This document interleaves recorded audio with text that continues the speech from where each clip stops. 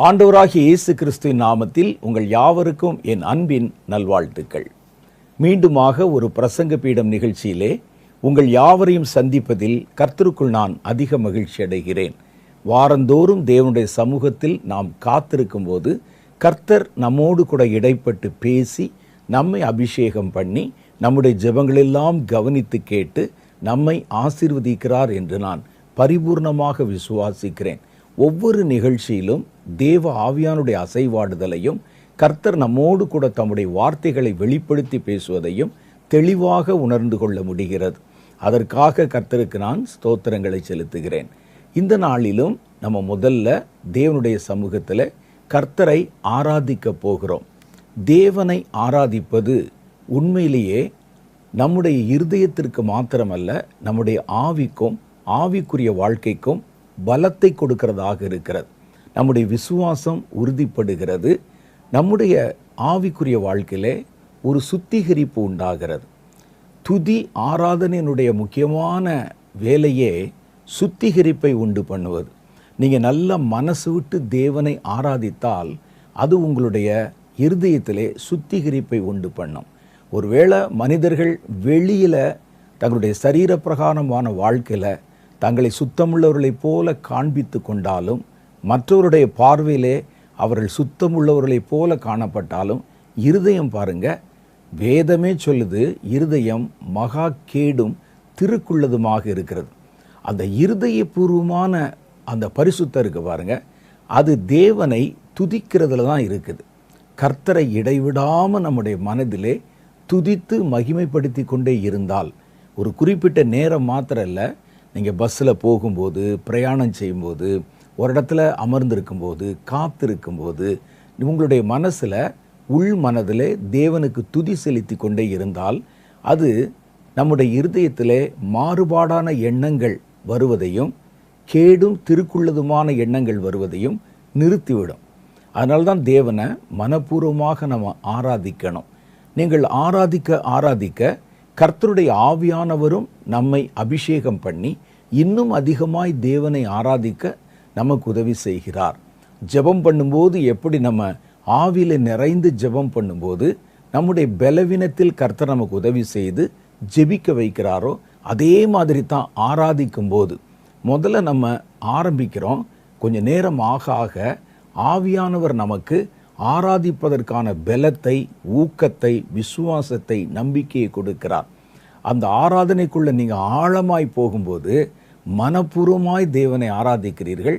மாத்திரம் அல்ல, நீங்கள் தேவனுடைய சந்நிதியிலே பரலோகத்தை நிற்பதைப் போல உணர்கிறீர்கள். பரலோகத்துக்கும் பூமியில் இருக்கிற உங்களுக்கும் இடையில ஒரு இணைப்பு பாலமாக அந்த துதி உண்டாகும். ஆனால் எப்போ துதிக்கிறதை ஒரு எந்திரத்தனமாக துதிக்காம, அல்லது துதிக்கணுமே அப்படிங்கிறக்காக துதிக்காம, மனப்பூர்வமாக மனம் விட்டு தேவனை துதிக்கும் போது தான் இவ்விதமான அனுபவங்களை நம்ம பெற்றுக்கொள்ள முடியும். இப்போவும் கொஞ்சம் நேரம் நம்ம கர்த்தரை துதித்து மகிமைப்படுத்த போகிறோம். தேவனுடைய பிள்ளைகளோடு கூட சேர்ந்து நீங்களும் தேவ சமூகத்தில் தேவனை துதித்து ஆராதித்தால் இனி அடுத்தடுத்து நம்ம செய்ய போகிற காரியங்கள், அது ஜெபமாக இருக்கலாம், தியானமாக இருக்கலாம், எல்லாவற்றிலும் நீங்கள் உங்களை ஈடுபடுத்தி கொள்ள அது உங்களுக்கு உதவி செய்யும். இருதயம் அலைப்பாயாமல் ஒரு நிலையிலே கர்த்தரோடு கூட சீர் பொருந்தி இருக்க இந்த துதிகள் நமக்கு உதவிகரமாக இருக்கும். அதனால்தான் நீங்கள் பார்த்தீங்கன்னா எல்லா கிறிஸ்தவ ஆராதனைகளிலும், அது சபை ஆராதனையாக இருந்தாலும் ஒரு கூட்டமாக இருந்தாலும், முதல்ல துதி ஆராதனைக்கென்று ஒரு நேரத்தை ஒதுக்குகிறார்கள். அந்த ஆராதனை தான் நம்முடைய இருதயத்தை பலப்படுத்தி ஒருநிலைப்படுத்தி அடுத்தடுத்த காரியங்களை கவனிக்கவும் கர்த்தரோடு கூட நாம் இணைக்கப்படவும் உதவி செய்கிறது. வாங்க, இப்போ கொஞ்ச நேரம் மனப்பூர்வமாக தேவனை ஆராதிக்கலாம்.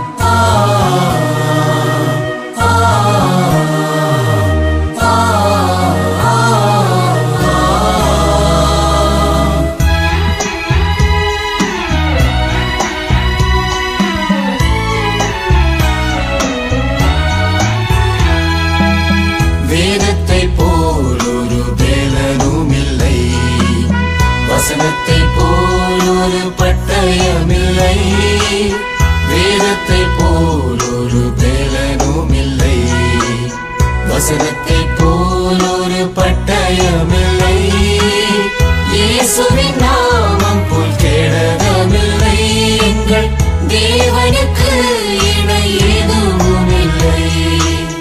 இயேசுவின் நாமம் போல் கேடகமில்லை. எங்கள் தேவனுக்கு இணை எதுவும் இல்லை. இணையில்லை, இணையில்லை, தேவனுக்கு இணை ஏதுமில்லை. இணையில்லை, இணையில்லை, எங்கள் தேவனுக்கு இணை எதுவும் இல்லை.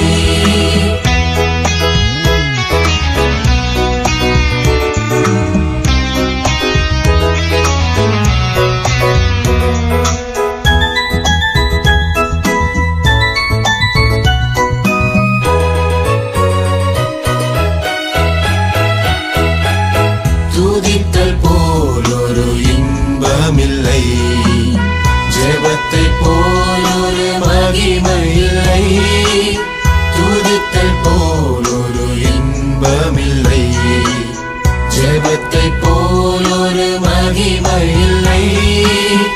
ஊழியம் போல் ஒரு கனவும் இல்லை, இயேசுவை போல் ஒரு வழியும் இல்லை.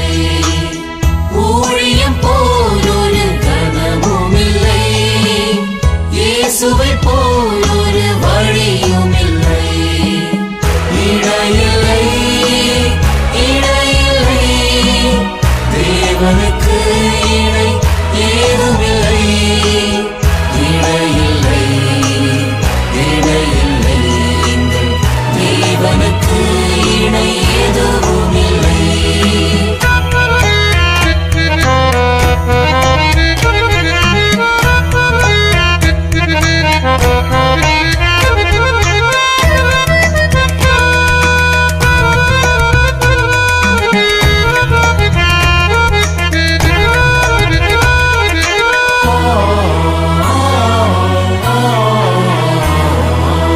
பரத்தை போல் ஒரு இடமும் இல்லை, பரிசுத்தம் போல் ஒரு ஒளியும் இல்லை.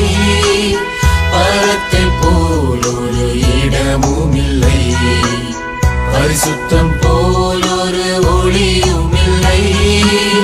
ஜீவனை போல் ஒரு ஆஸ்தியும் இல்லை, வேதத்தின் வார்த்தைகள் ஒழிவதில்லை.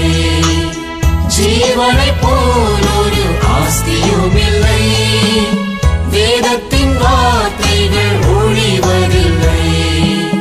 யெகோவா போல் ஒரு தெய்வமில்லை, இயேசுவை போல் ஒரு அன்புமில்லை.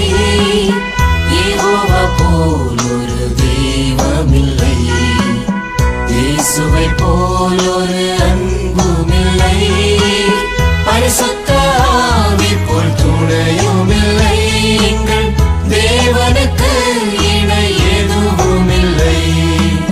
பரிசுத்த ஆவி போல் துணையும் இல்லை, எங்கள் தேவனுக்கு இணை எதுவும் இல்லை. இணையில்லை, இணையில்லை, தேவனுக்கு இணை ஏதுமில்லை. இணையில்லை, இணையில்லை, எங்கள் தேவனுக்கு இணை எதுவும் இல்லை.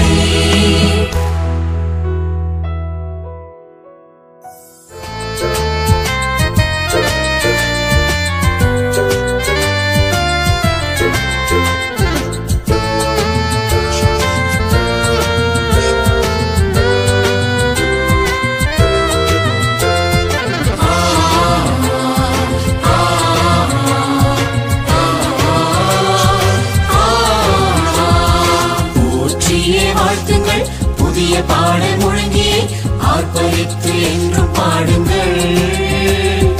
ஆவியில் வேதனம் ஆண்டவர் புகழ் சொல்லி அல்லேலூயா என்று போற்றுங்கள். போற்றியே வாழ்த்துங்கள், புதிய பாடல் முழங்கி ஆர்ப்பரித்து என்றும் பாடுங்கள். ஆவியில் நிறைந்த நம் ஆண்டவர் புகழ் சொல்லி அல்லேலூயா என்று போற்றுங்கள். அல்லேலூயா அல்லேலூயா அல்லேலூயா அல்லேலூயா அல்லேலூயா அல்லேலூயா அல்லேலூயா அல்லேலூயா.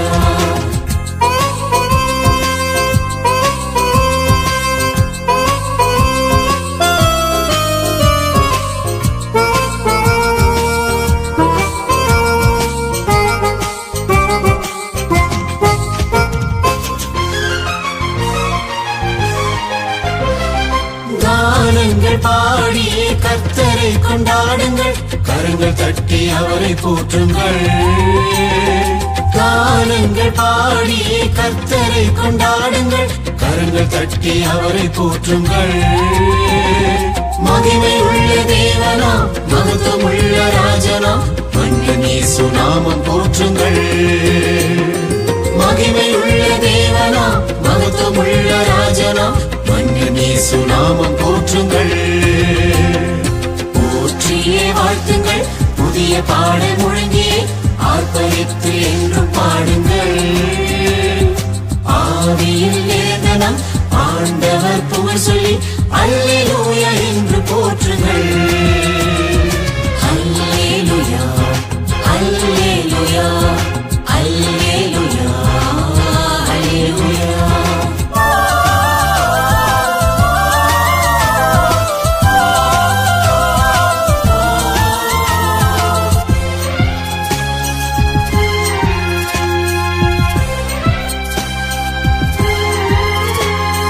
மாறாத அன்பினாலே நம்மை கட்டி இழுத்தவர், மரணத்தாலே நம்மை மீட்டவர். மாறாத அன்பினாலே நம்மை கட்டி இழுத்தவர், மரணத்தாலே நம்மை மீட்டவர். ஆவியை பொழிந்து நம் பாவங்கள் ஒழித்திட்டார், புதிய சாயலாக மாற்றினார். ஆவியை பொழிந்து நம் பாவங்கள் ஒழித்திட்டார், புதிய சாயலாக மாற்றினார். போற்றியே வாழ்த்துங்கள், புதிய பாடல் முழங்கியே ஆர்ப்பரித்து என்றும் பாடுங்கள். ஆவியில் நிறைந்த நம் ஆண்டவர் புகழ் சொல்லி அல்லேலூயா என்று போற்றுங்கள். அல்லேலூயா அல்லேலூயா அல்லேலூயா அல்லேலூயா.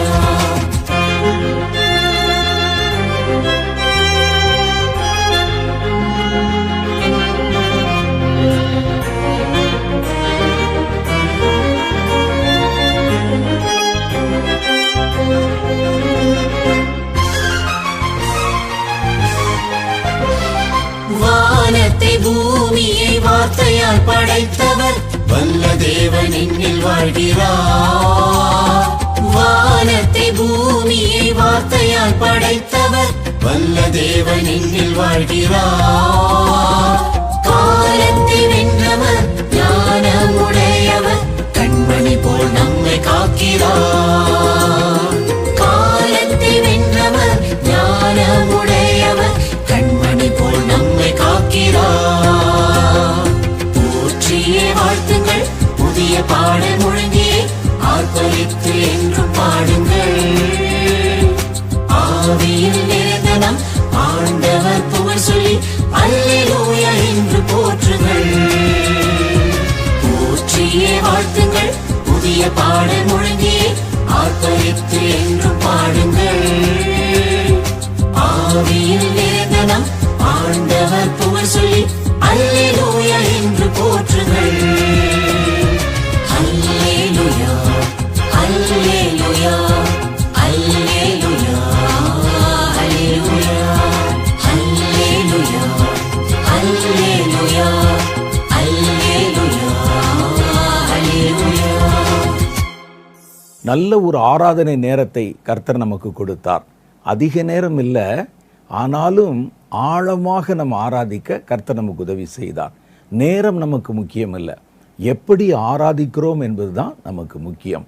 தேவன் இந்த நாளிலும் ஆராதித்த நம்மேலே தம்முடைய பரிசுத்த ஆவியானுடைய கிருபையை அதிகமாக ஊற்றி நம்ம அடுத்தடுத்த காரியங்களை கவனிக்கவும் ஜெபிக்கவும் நமக்கு உதவி செய்கிறார். இந்த அபிஷேகத்தோட நம்ம இப்போ சில காரியங்களுக்காக ஜெபம் பண்ண போகிறோம். நம்மை சுற்றிலும் நடக்கிற காரியங்களை கவனித்து பார்த்தா அது ஒரு அச்சத்தை உண்டு பண்ணுகிறது. இதற்கு முந்தின வருடங்களை விட இந்த வருஷத்தின் துவக்கத்திலிருந்தே பல ஆபத்தான பல பயங்கரமான சூழ்நிலைகளை சந்திக்க நேரிட்டு இருக்கிறது. உலக அளவில், இந்தியாவில் மாத்திரம் இல்லை, உலக அளவில் ஒரு பக்கம் பார்த்திங்கன்னா பொருளாதார வீழ்ச்சி வருகிறதுன்னு சொல்கிறாங்க. இன்னொரு பக்கம் எல்னினோ லானினோ போன்றவருடைய எஃபெக்டினால் பல தேசங்களில் வெள்ளப்பெருக்கு, பல தேசங்களில் கடுமையான வறட்சி உண்டாகும், இதனாலையும் உலக அளவில் பொருளாதார பாதிப்பு உண்டாகும் அப்படின்னு சொல்கிறாங்க. மூன்றாவது பாருங்க, யுத்தங்கள் நிறுத்தப்பட்டதை போல காணப்பட்டாலும் இன்னும் பல இடங்கள் அந்த யுத்தத்தின் சத்தம் ஓயவில்லை. இஸ்ரவேல் லெபனானுக்கு நடுவிலே நடக்கக்கூடிய யுத்தங்கள் இதெல்லாம் தொடர்ந்து நடந்து கொண்டே தான் இருக்கிறது. அது மறுபடியும் அணைந்த தீயை மறுபடியும் மூட்டி எழுப்புவதைப் போல அது காணப்படுகிறது. ஒருவேளை நம்ம இங்கே அமைதியுள்ள வாழ்க்கை வாழ்ந்து கொண்டிருக்கலாம், ஆனால் உலக நாடுகள் முழுவதிலும் இப்படிப்பட்ட சூழ்நிலை இல்லை. இந்தியாவிலுமே கூட பார்த்தீங்கன்னா குறிப்பிட்ட சில பகுதிகள் தவிர பல பகுதிகளில் பதட்டம், தவிப்பு, தத்தளிப்பு, போராட்டம், துன்பங்கள் போன்றவைகள் நடந்து கொண்டு தான் இருக்கின்றன. இந்த கால சூழ்நிலைகளுக்குள்ளே வரும்போது கடைசி காலத்தில் கர்த்தர் நமக்கு கொடுக்கிற ஒரு பெரிய ஆலோசனை, இவைகளுக்கு நீங்கள் தப்பும்படி ஊக்கமாக ஜெபம் பண்ண வேண்டும். இவைகளுக்கெல்லாம் நீங்கள் தப்பி மனுஷகுமாரன் வரும் பொழுது எதிர் நிற்க பாத்திரவான்களாக எண்ணப்படும்படி எப்பொழுதும் விழித்திருந்து ஜெபம் பண்ணுங்கள் என்று லூக்கா 21வது அதிகாரத்தில் கர்த்தர் நமக்கு கட்டளையாக ஆலோசனையாக கற்பித்திருக்கிறார். அதனால தான் இந்த பகுதியில் நம்ம கர்த்தர் நமக்கு பிரத்யேகமாக வெளிப்படுத்தி சொன்ன காலங்களை குறித்த சில தீர்க்க தரிசனங்களை விளக்கி சொல்லி அதற்காக ஜெபிக்க வைத்து கொண்டிருக்கிறோம். நீங்கள் இந்த பகுதியில் சொல்லப்படுகிற காரியங்களை கவனித்து கேட்கணும். கர்த்தர் தீர்க்க தரிசனமாக நம்ம இருக்கிற காலத்தில், இனி வருகிற காலத்தில் என்ன நடக்கும் என்பதை வெளிப்படுத்தி பேசியிருக்கிறார். அதுக்காக நம்ம ஜெபிக்க வேண்டும் என்று கர்த்தர் விரும்புகிறார். அதனால தான் ஒவ்வொரு வாரமும் ஒரு சின்ன குறிப்பிட்ட தீர்க்க தரிசனத்தை வாசித்து அந்த தீர்க்க தரிசனத்துக்கு உண்டான சில விளக்கங்களை சொல்லி அதில் எப்படி ஜெபிக்க வேண்டும் என்பதையும் அங்கே சொல்கிறாங்க. இந்த ஜெப நேரத்தில் நீங்களும் உங்களை ஈடுபடுத்தி கொண்டு அவர்களோடு கூட சேர்ந்து ஜெபிக்கணும். மாத்திரம் இல்லை, நிகழ்ச்சி நேரத்தில் ஜெபிப்பது மாத்திரம் இல்லாமல் நீங்கள் சொல்லப்படுகிற தீர்க்க தரிசன வார்த்தைகளை, சொல்லப்படுகிற விளக்கங்களை ஒரு குறிப்பு நோட்டில் எழுதி வைத்து கொண்டு தொடர்ந்து ஜெபம் பண்ணணும். உங்கள் குடும்ப ஜெபத்தில், அதே போல் உங்களுடைய ஜெப குழு வச்சுருந்தீங்கன்னா அதில், சபையில், நீங்கள் உங்களுடைய சொந்த ஜெபத்தில், தனி ஜெபத்தில், ஜெபிக்க தருணம் உண்டாகிற நேரத்தில் எல்லாவற்றிலும் நீங்கள் இந்த காரியங்களை வச்சு அதற்காக ஜெபம் பண்ணணும். நம்ம அதிகமாக ஜெபம் பண்ண பிரச்சனைகள், ஆபத்துகள் விலகுகிறதை கண்கூடா பார்க்க முடியும். உங்களை கர்த்தருடைய ஆவியானவர் இப்படிப்பட்ட கொடூர காலங்களுக்கும் கொடூரமான பிரச்சனைகளுக்கும் தப்புவிப்பதையும் உங்களால் உணர்ந்து கொள்ள முடியும். அதற்காகத்தான் நம்ம இந்த நேரத்தில் ஜெபிக்கிறோம். இப்போ நம்ம சில காரியங்களுக்காக ஜெபிக்க போகிறோம். ஆயத்தமாக இருங்க.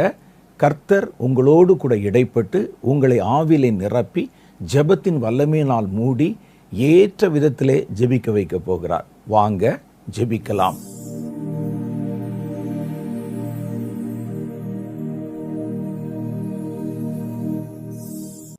Praise the Lord. இந்த நாள்ல நம்ம எல்லாரும் சேர்ந்து மன்றாடி ஜெபிக்க போற ஒரு காரியம் எதற்காக அப்படின்னு சொன்னா, தண்ணீர்களினால நம்முடைய தேசத்துல ஏற்படுகிற ஆபத்துகள் தடுக்கப்படணும் அப்படிங்கிறதுக்காகவும், மனித உயிர்கள் கூட்டம் கூட்டமாக மரித்து கொண்டே வர்றாங்க, இது தடுக்கப்படணும் அப்படிங்கிறதுக்காகவும் நம்ம எல்லாருமே சேர்ந்து மன்றாடி நம்ம ஜெபிக்கணும். உலகத்தினுடைய முடிவு சமீபம் அப்படிங்கிறதுக்கு அடையாளமாக நம்முடைய தேசங்கள்ல, அதே போல அண்டைய தேசங்கள்லயும் பல பேரிடர்கள் அப்படி தொடர்ந்து நடந்து கொண்டே வருகிறது நம்ம பார்க்கிறோம்.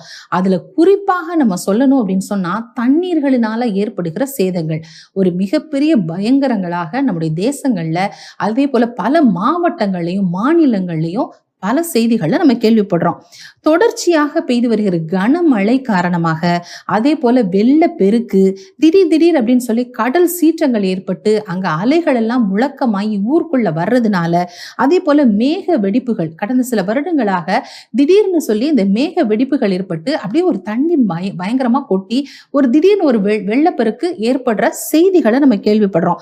அதே போல புயல்களினால, இன்னும் பனி பாறைகள் உருகி கடல் நீர்மட்டம் உயர்ந்து அப்படி ஊருக்குள்ள தண்ணி வருது. இப்படி வெள்ளத்தினாலயா இருக்கலாம், இப்படி பல காரணங்களா இருந்தாலும் தண்ணீர்களினால நம்முடைய தேசத்துல மிகப்பெரிய சேதங்களை நம்முடைய ஜனங்கள் சந்தித்து கொண்டே வருகிற செய்திகளை தினந்தோறும் நம்ம கேள்விப்படுறோம். இது மாத்திரமல்ல, டேம்ஸ், நம்ம நாட்டில் இருக்கிற டேம்ஸ் எல்லாம் உடைக்கப்பட்டும் அந்த ஜனங்கள் எல்லாம் தண்ணீருக்குள்ள மூழ்கி போற அபாயங்களை நடந்து கொண்டே வருகிறது. கடலுக்கடியில ஆறுகள் திசை மாறி ஓடுது அப்படின்னு சொல்லி செய்திகள்ல நம்ம படித்திருக்கிறோம். அதே போல பருவ மாற்றங்களாலையும் கனமழை அதிகமாக பெய்து மக்களினுடைய அன்றாட வாழ்க்கைய இது பெரிதளவுல பாதிப்பை ஏற்படுத்துது அப்படிங்கிறது தான் இந்த நாள்ல நம்ம கவனித்து கொண்டு வருகிறோம்.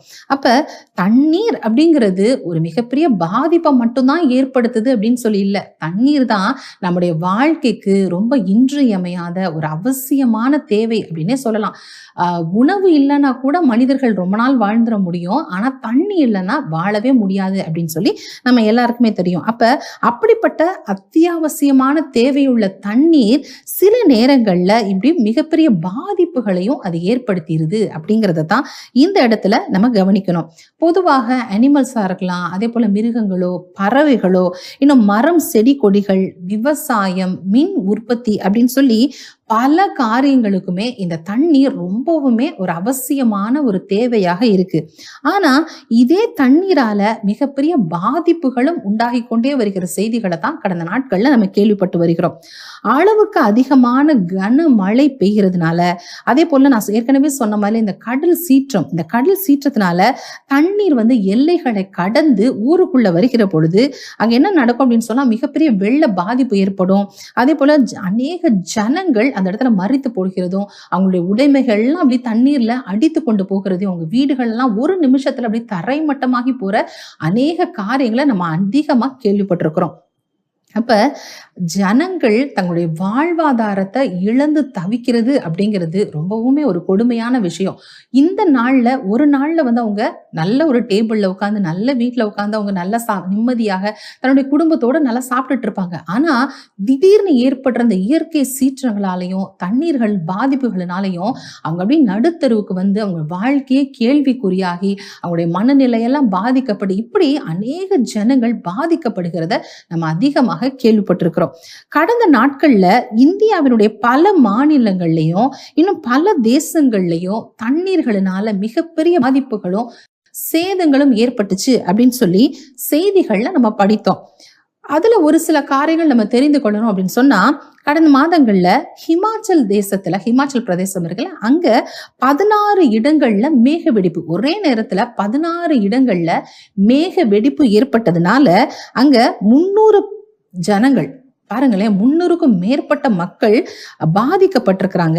அநேக ஜனங்கள் தங்களுடைய வீடுகளை விட்டு வெளியேறணும் அப்படின்னு சொல்லி கவர்மெண்டே அந்த இடத்துல உத்தரவு போட்டு, ஏன்னா அப்பதான் ஜனங்களை காப்பாற்ற முடியும் இல்லையா, அதனால உத்தரவு போட்டு வீட்டை விட்டு வெளியேற்றி கூட்டிட்டு போனாங்க.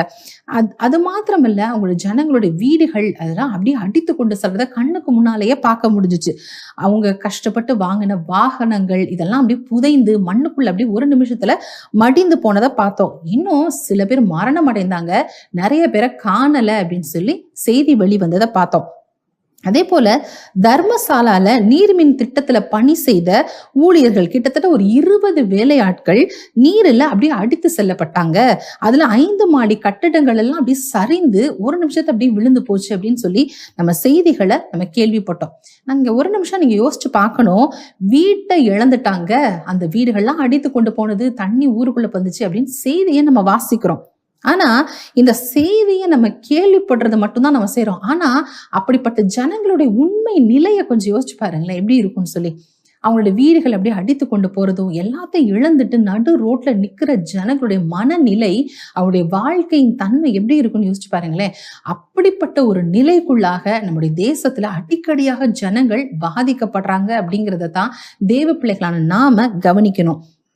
இதுல நம்ம அவங்களுடைய நிலைமையை நம்ம நல்லா தெரிந்து கொள்ளணும் அப்படின்னு சொன்னா, தாய் தகப்பனை இழந்து நிற்கிற பிள்ளைகள், அந்த இடத்துல அப்படியே கதறி கொண்டு நிற்கிற பிள்ளைகள். ஏன்னா அம்மா இல்ல, அப்பா இல்ல, அவங்க எங்க போனாங்கன்னு தெரியல, தண்ணி அப்படி இழுத்து கொண்டு போயிருச்சு, புதையுண்டு போயிருப்பாங்க. அப்ப பெற்றோர்களை இழந்து தவித்து கொண்டு இருக்கிற அந்த பிள்ளைகளுடைய நிலைமையை பாருங்களேன், அப்படி கதறுகிறத நம்ம பார்க்கிறோம். அதே போல பிள்ளைகளை காணோம், அவங்க இழந்து போய் தவிக்கிற பெற்றோர்களை அந்த இடத்துல நம்ம பார்க்கிறோம். அது மாத்திரமல்ல, வாழ்நாளெல்லாம் அவங்க ரொம்ப கடினமாக உழைத்து அவங்க வீடுகளை கட்டியிருப்பாங்க, நிறைய உடைமைகளை வாங்கியிருப்பாங்க, கார்கள் வாங்கியிருப்பாங்க. இது ரொம்ப கஷ்டப்பட்டு அவங்க உழைத்து சம்பாதித்த எல்லா உடைமைகளும் ஒரு நிமிஷத்துல அப்படி சரிந்து போயிருது, அடித்து கொண்டு போயிருச்சு. அப்ப அவங்க வாங்கின பொருட்கள் எல்லாமே அவங்கள விட்டு போய் ஒன்றுமே இல்லாம அவங்க நடுத்தெருவுல நிற்கிறவர்களுடைய மனநிலை கொடூரமானது இல்லையா? அவங்களுடைய வாழ்க்கை அடுத்து என்ன அப்படின்னே தெரியல. அப்படிப்பட்ட ஜனங்கள் தவித்து கொண்டும் கதறி கொண்டு நிற்கிற அநேக செய்திகளை நம்ம கேள்விப்படுகிற பொழுது நம்முடைய மனம் அப்படியே பதறுது. கடந்த நாட்கள்ல நம்ம இன்னும் நல்லா பார்க்கணும்னு சொன்னா, வயநாட்டுல ஏற்பட்ட நிலச்சரிவு, அதை நம்ம மறக்கவே முடியாது. எத்தனை ஜனங்கள், எத்தனை வீடுகள் அப்படி புதையுண்டு போய் அவங்களுடைய வாழ்க்கை வாழ்வாதாரம் எல்லாம் பாதிக்கப்பட்டு ஜனங்கள் கதறினதை நம்ம அப்படி கண்ணால பார்த்தோம் இல்லையா? அதே போல உத்தரகாண்ட்ல ஏற்பட்ட வெள்ளமா இருக்கலாம், நீல்கிரிஸ் பகுதியில கனமழைனால நிலச்சரிவு. பாருங்களேன், இப்ப பிளைன்ஸ்ல இருக்கிற ஜனங்களுக்கே இது கஷ்டம் அப்படின்னு சொன்னா, மலைப்பகுதிகளில் வாழுகிறவருடைய வாழ்க்கை முறை இன்னும் ரொம்ப கடினமானது.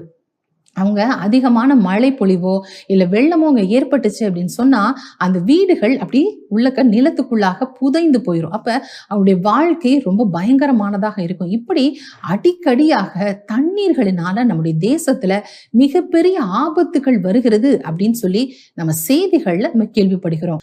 உலக அளவுல வெள்ளம் தொடர்பான, அதாவது தண்ணீர் தொடர்பான பாதிப்புகள்லையும் மரணங்கள்லையும் 1/5 இந்தியா இருக்குது அப்படின்னு சொல்லி ஆய்வறிக்கை நமக்கு சொல்றத நம்ம பார்த்திருக்கிறோம்.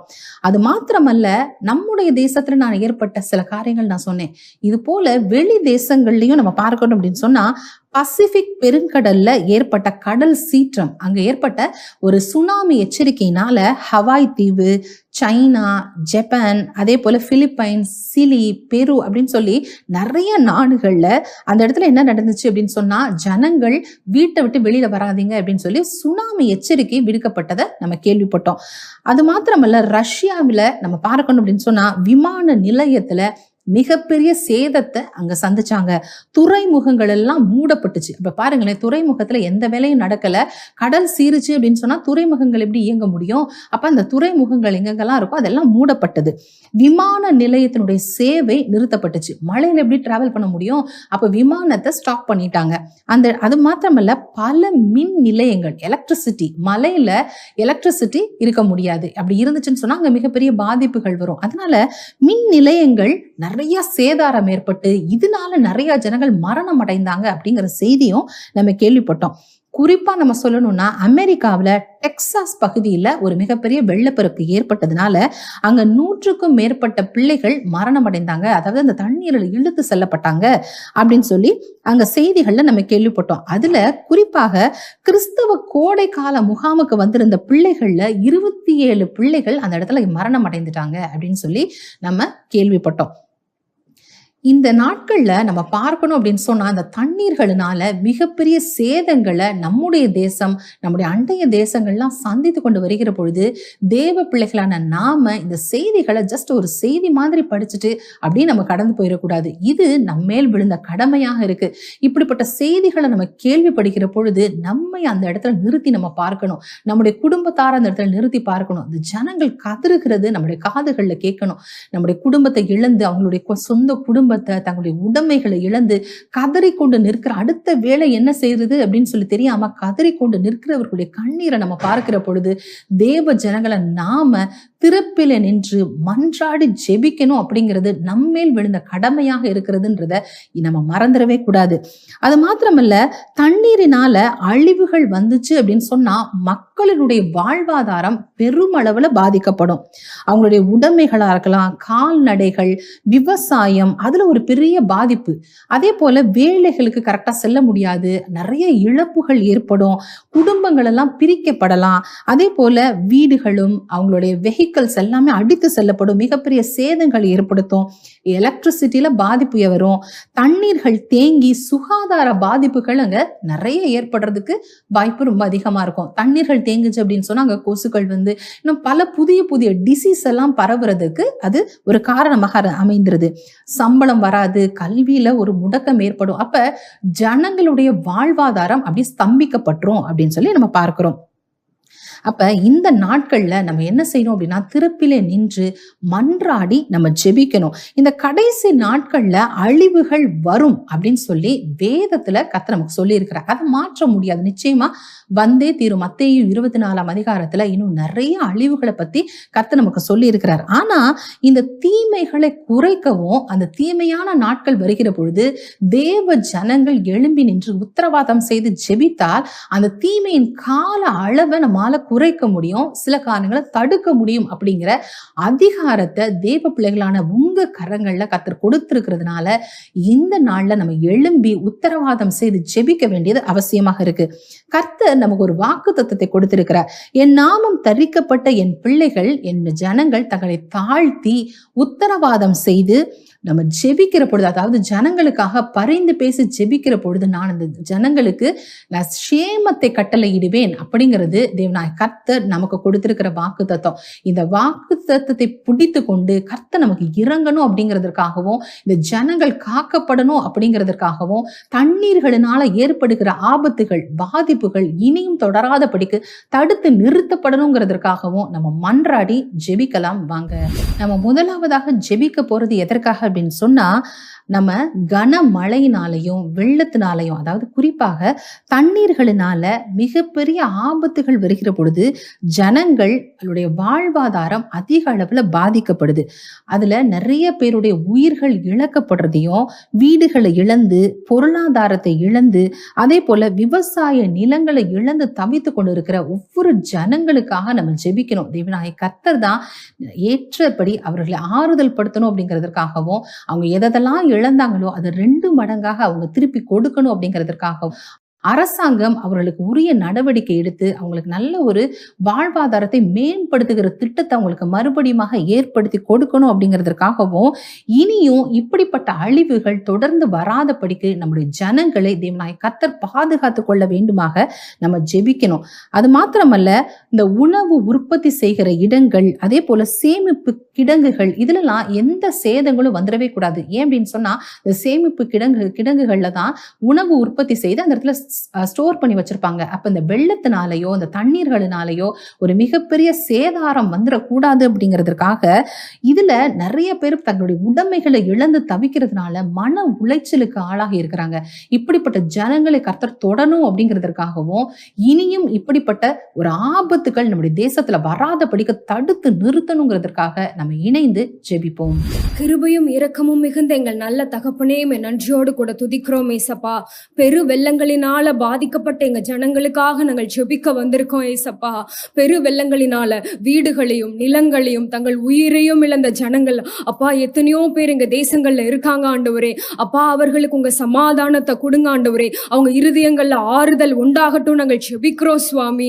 அப்பா ஆண்டவரே, இந்த பெரு வெள்ளங்கள் இது போன்ற நிகழ்வுகள் எங்க தேசங்களுக்குள்ள நிகழாதபடி தேவன் தாமே எங்க தேசங்களை பாதுகாத்து கொள்ள வேண்டும்படிக்காய் நாங்கள் ஜெபிக்கிறோம் ஏசப்பா. அப்பா ஆண்டவரே, இந்த பேரழிவுகளினால உண்டான அப்பா மன உளைச்சல்களுக்குள்ள இருக்கிற ஜனங்களுக்கு தேவரீர் நீர் ஆண்டவரே விடுதலை தர வேண்டும்படிக்கா நாங்கள் ஜெபிக்கிறோம். மன உளைச்சல் இருந்து சமாதானத்தை கர்த்தர்தாமே கட்டளையிட வேண்டும்படிக்கா நாங்கள் ஜெபிக்கிறோம் ஏசப்பா. பெரு வெள்ளத்தினால பாதிக்கப்பட்ட அப்பா ஆண்டவரே உணவு உற்பத்தி, அப்பா ஆண்டவரே அப்பா சேமிப்பு கிடங்குகள், இதை எல்லாவற்றையும் உடைய கரங்கள்ல ஒப்பு கொடுத்து ஜெபிக்கிறோம் ஏசப்பா. உணவு உற்பத்தி பாதிக்கப்படாதபடி கர்த்தர்தாமே நீர் பாதுகாத்து கொள்ள வேண்டும்படிக்கா நாங்கள் ஜெபிக்கிறோம் ஏசப்பா. இது போன்ற வெள்ளங்கள் இனிமேல் எங்க தேசங்களுக்குள்ள வராதபடிக்கு கர்த்தருடைய கரங்கள் எங்க தேசங்களை ஒப்பு கொடுத்து நாங்கள் ஜெபிக்கிறோம். தேவன் நீர் காத்து கொள்ளுங்க, வழி நடத்துங்க நாங்கள் ஜெபிக்கிறோம். இயேசு கிறிஸ்துவின் நாமத்தில் ஜெபிக்கிறேன் நல்ல பிதாவே, ஆமேன். இரண்டாவதாக நம்ம மன்றாடி ஜெபிக்க போற ஒரு காரியம் எதற்காக அப்படின்னு சொன்னா, கடலுக்கு அடியில அதே போல பூமிக்கு அடியில ஏற்படுகிற இந்த வேதியியல் மாற்றங்கள் காரணமாக பெருமழையோ அதே போல தண்ணீர் கரை கடந்து ஊருக்குள்ள வந்து ஜனங்களுடைய வாழ்க்கை அப்படியே பாதிக்கப்படுது, வீடுகள் அடித்து கொண்டு செல்லுது அப்படின்னு சொல்லி அநேக செய்திகளை நம்ம கேள்விப்படுகிறோம். வீடுகள் சேதாரம் ஏற்பட்டு அவங்களுடைய வாழ்க்கை எப்படி ஸ்தம்பிச்சு போச்சு அப்படின்னு சொன்னா அடுத்து என்ன செய்யறது அப்படின்னு தெரியாத ஒரு நிலையில இருக்கிறது எவ்வளவு ஒரு கொடுமையானது பாருங்களேன்.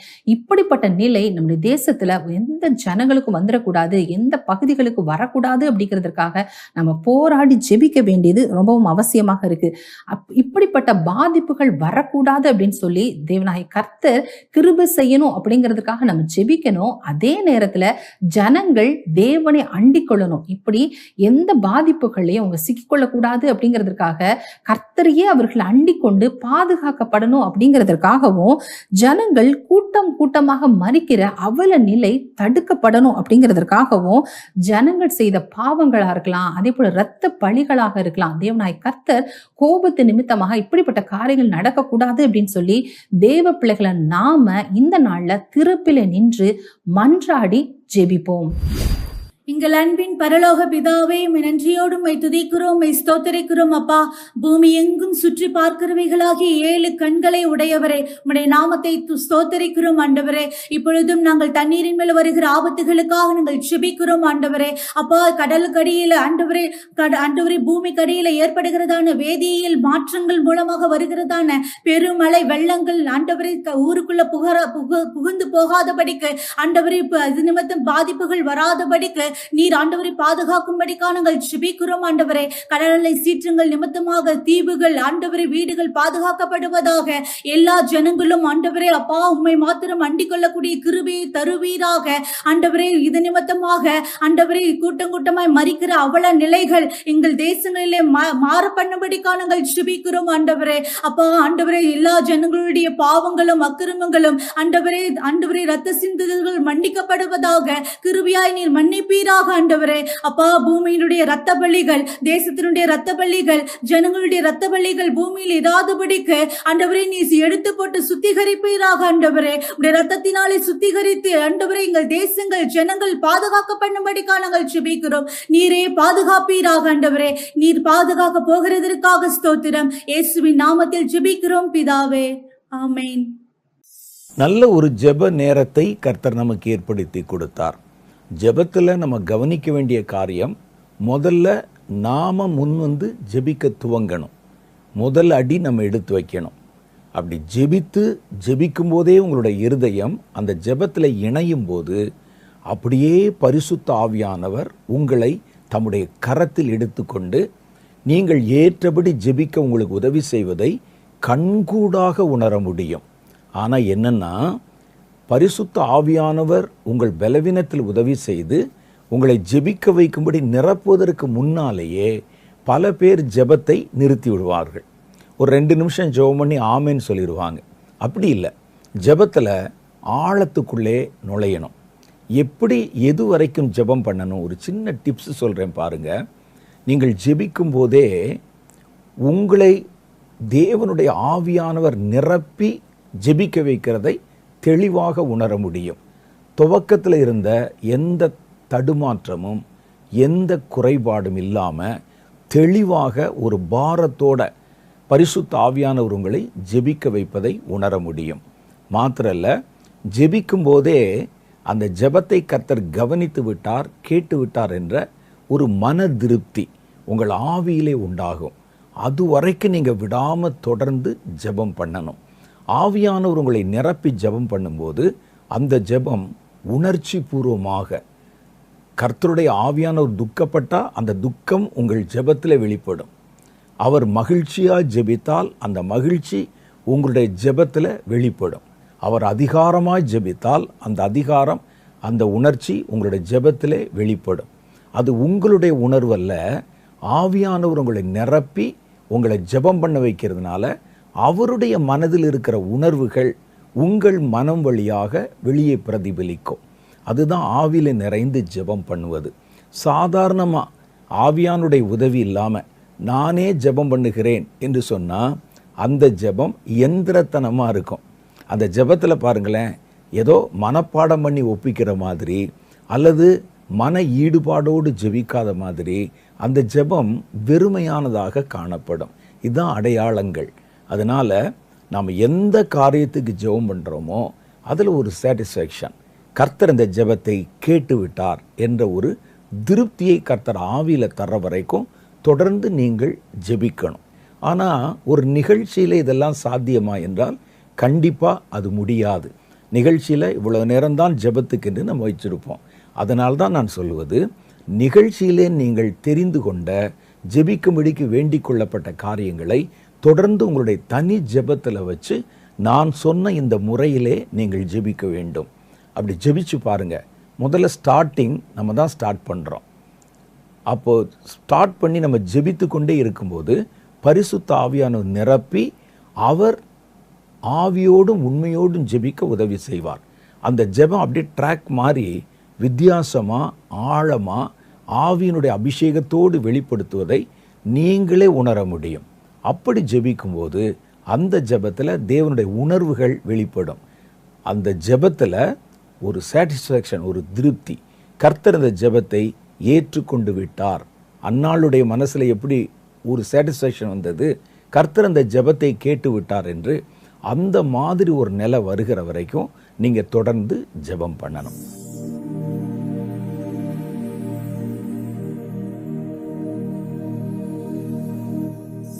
இன்னைக்கு நம்ம என்ன செய்ய போகிறோம்? கர்த்தருடைய வார்த்தைகளை தியானிக்க போகிறோம்.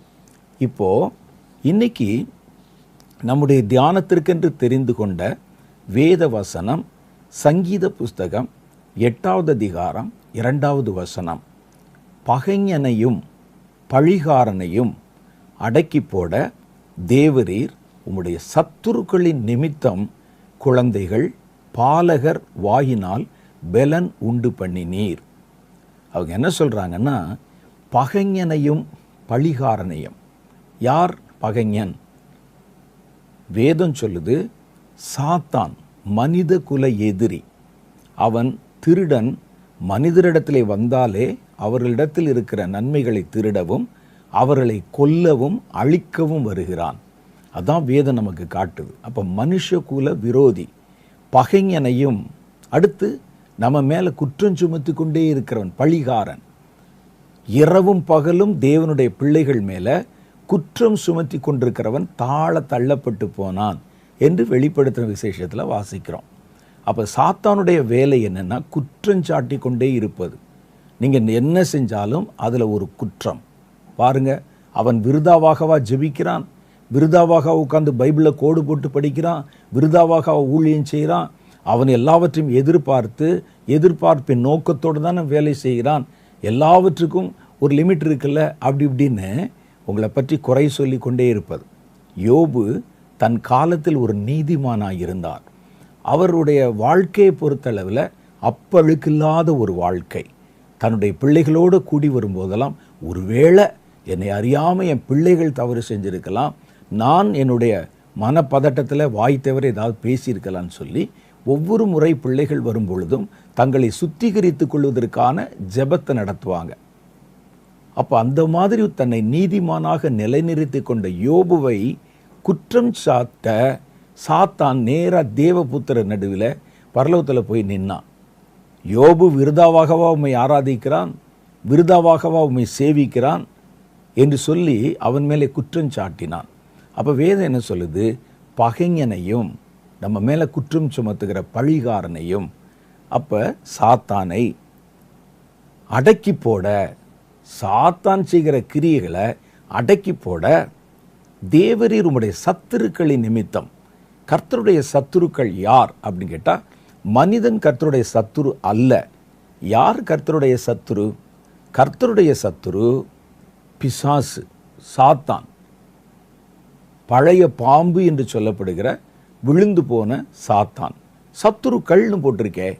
விழுந்த போது சாத்தான் மாத்திரமல்ல, அவனோட கூட சேர்ந்து அவனால் வஞ்சிக்கப்பட்ட பல தேவதூதர்கள் விழுந்து போனாங்க. இவர்களெல்லாம் சத்துருக்கள். இந்த சத்துருக்கள் கர்த்தருடைய சத்துருக்கள்.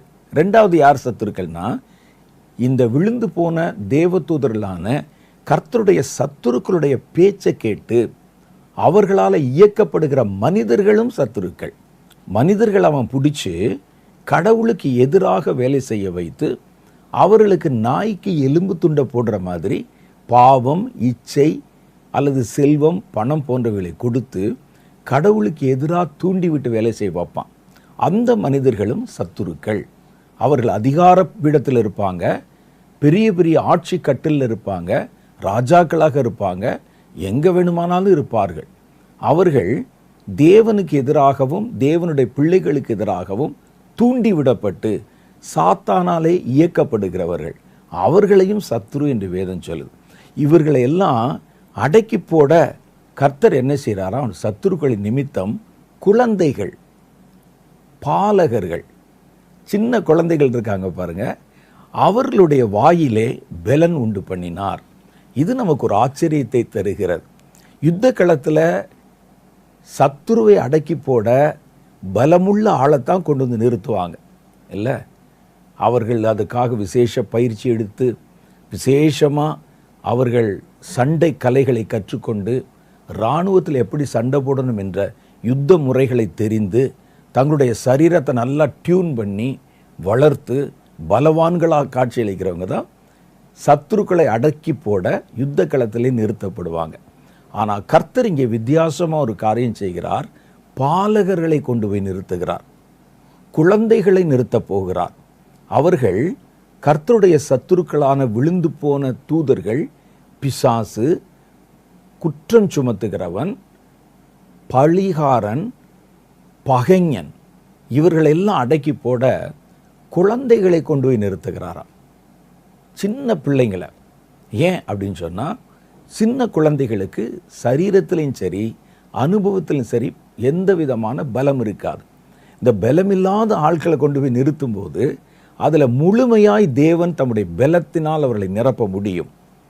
மனுஷன் என்று சமூகம் கொஞ்சம் நல்லா வளர்ந்தவங்கிட்ட பார்த்தீங்கன்னா அவர்களுக்கு இயல்பாக அவருடைய அறிவிலேயோ ஞானத்திலேயோ மாம்சத்திலேயோ ஒரு பலம் இருக்கும்.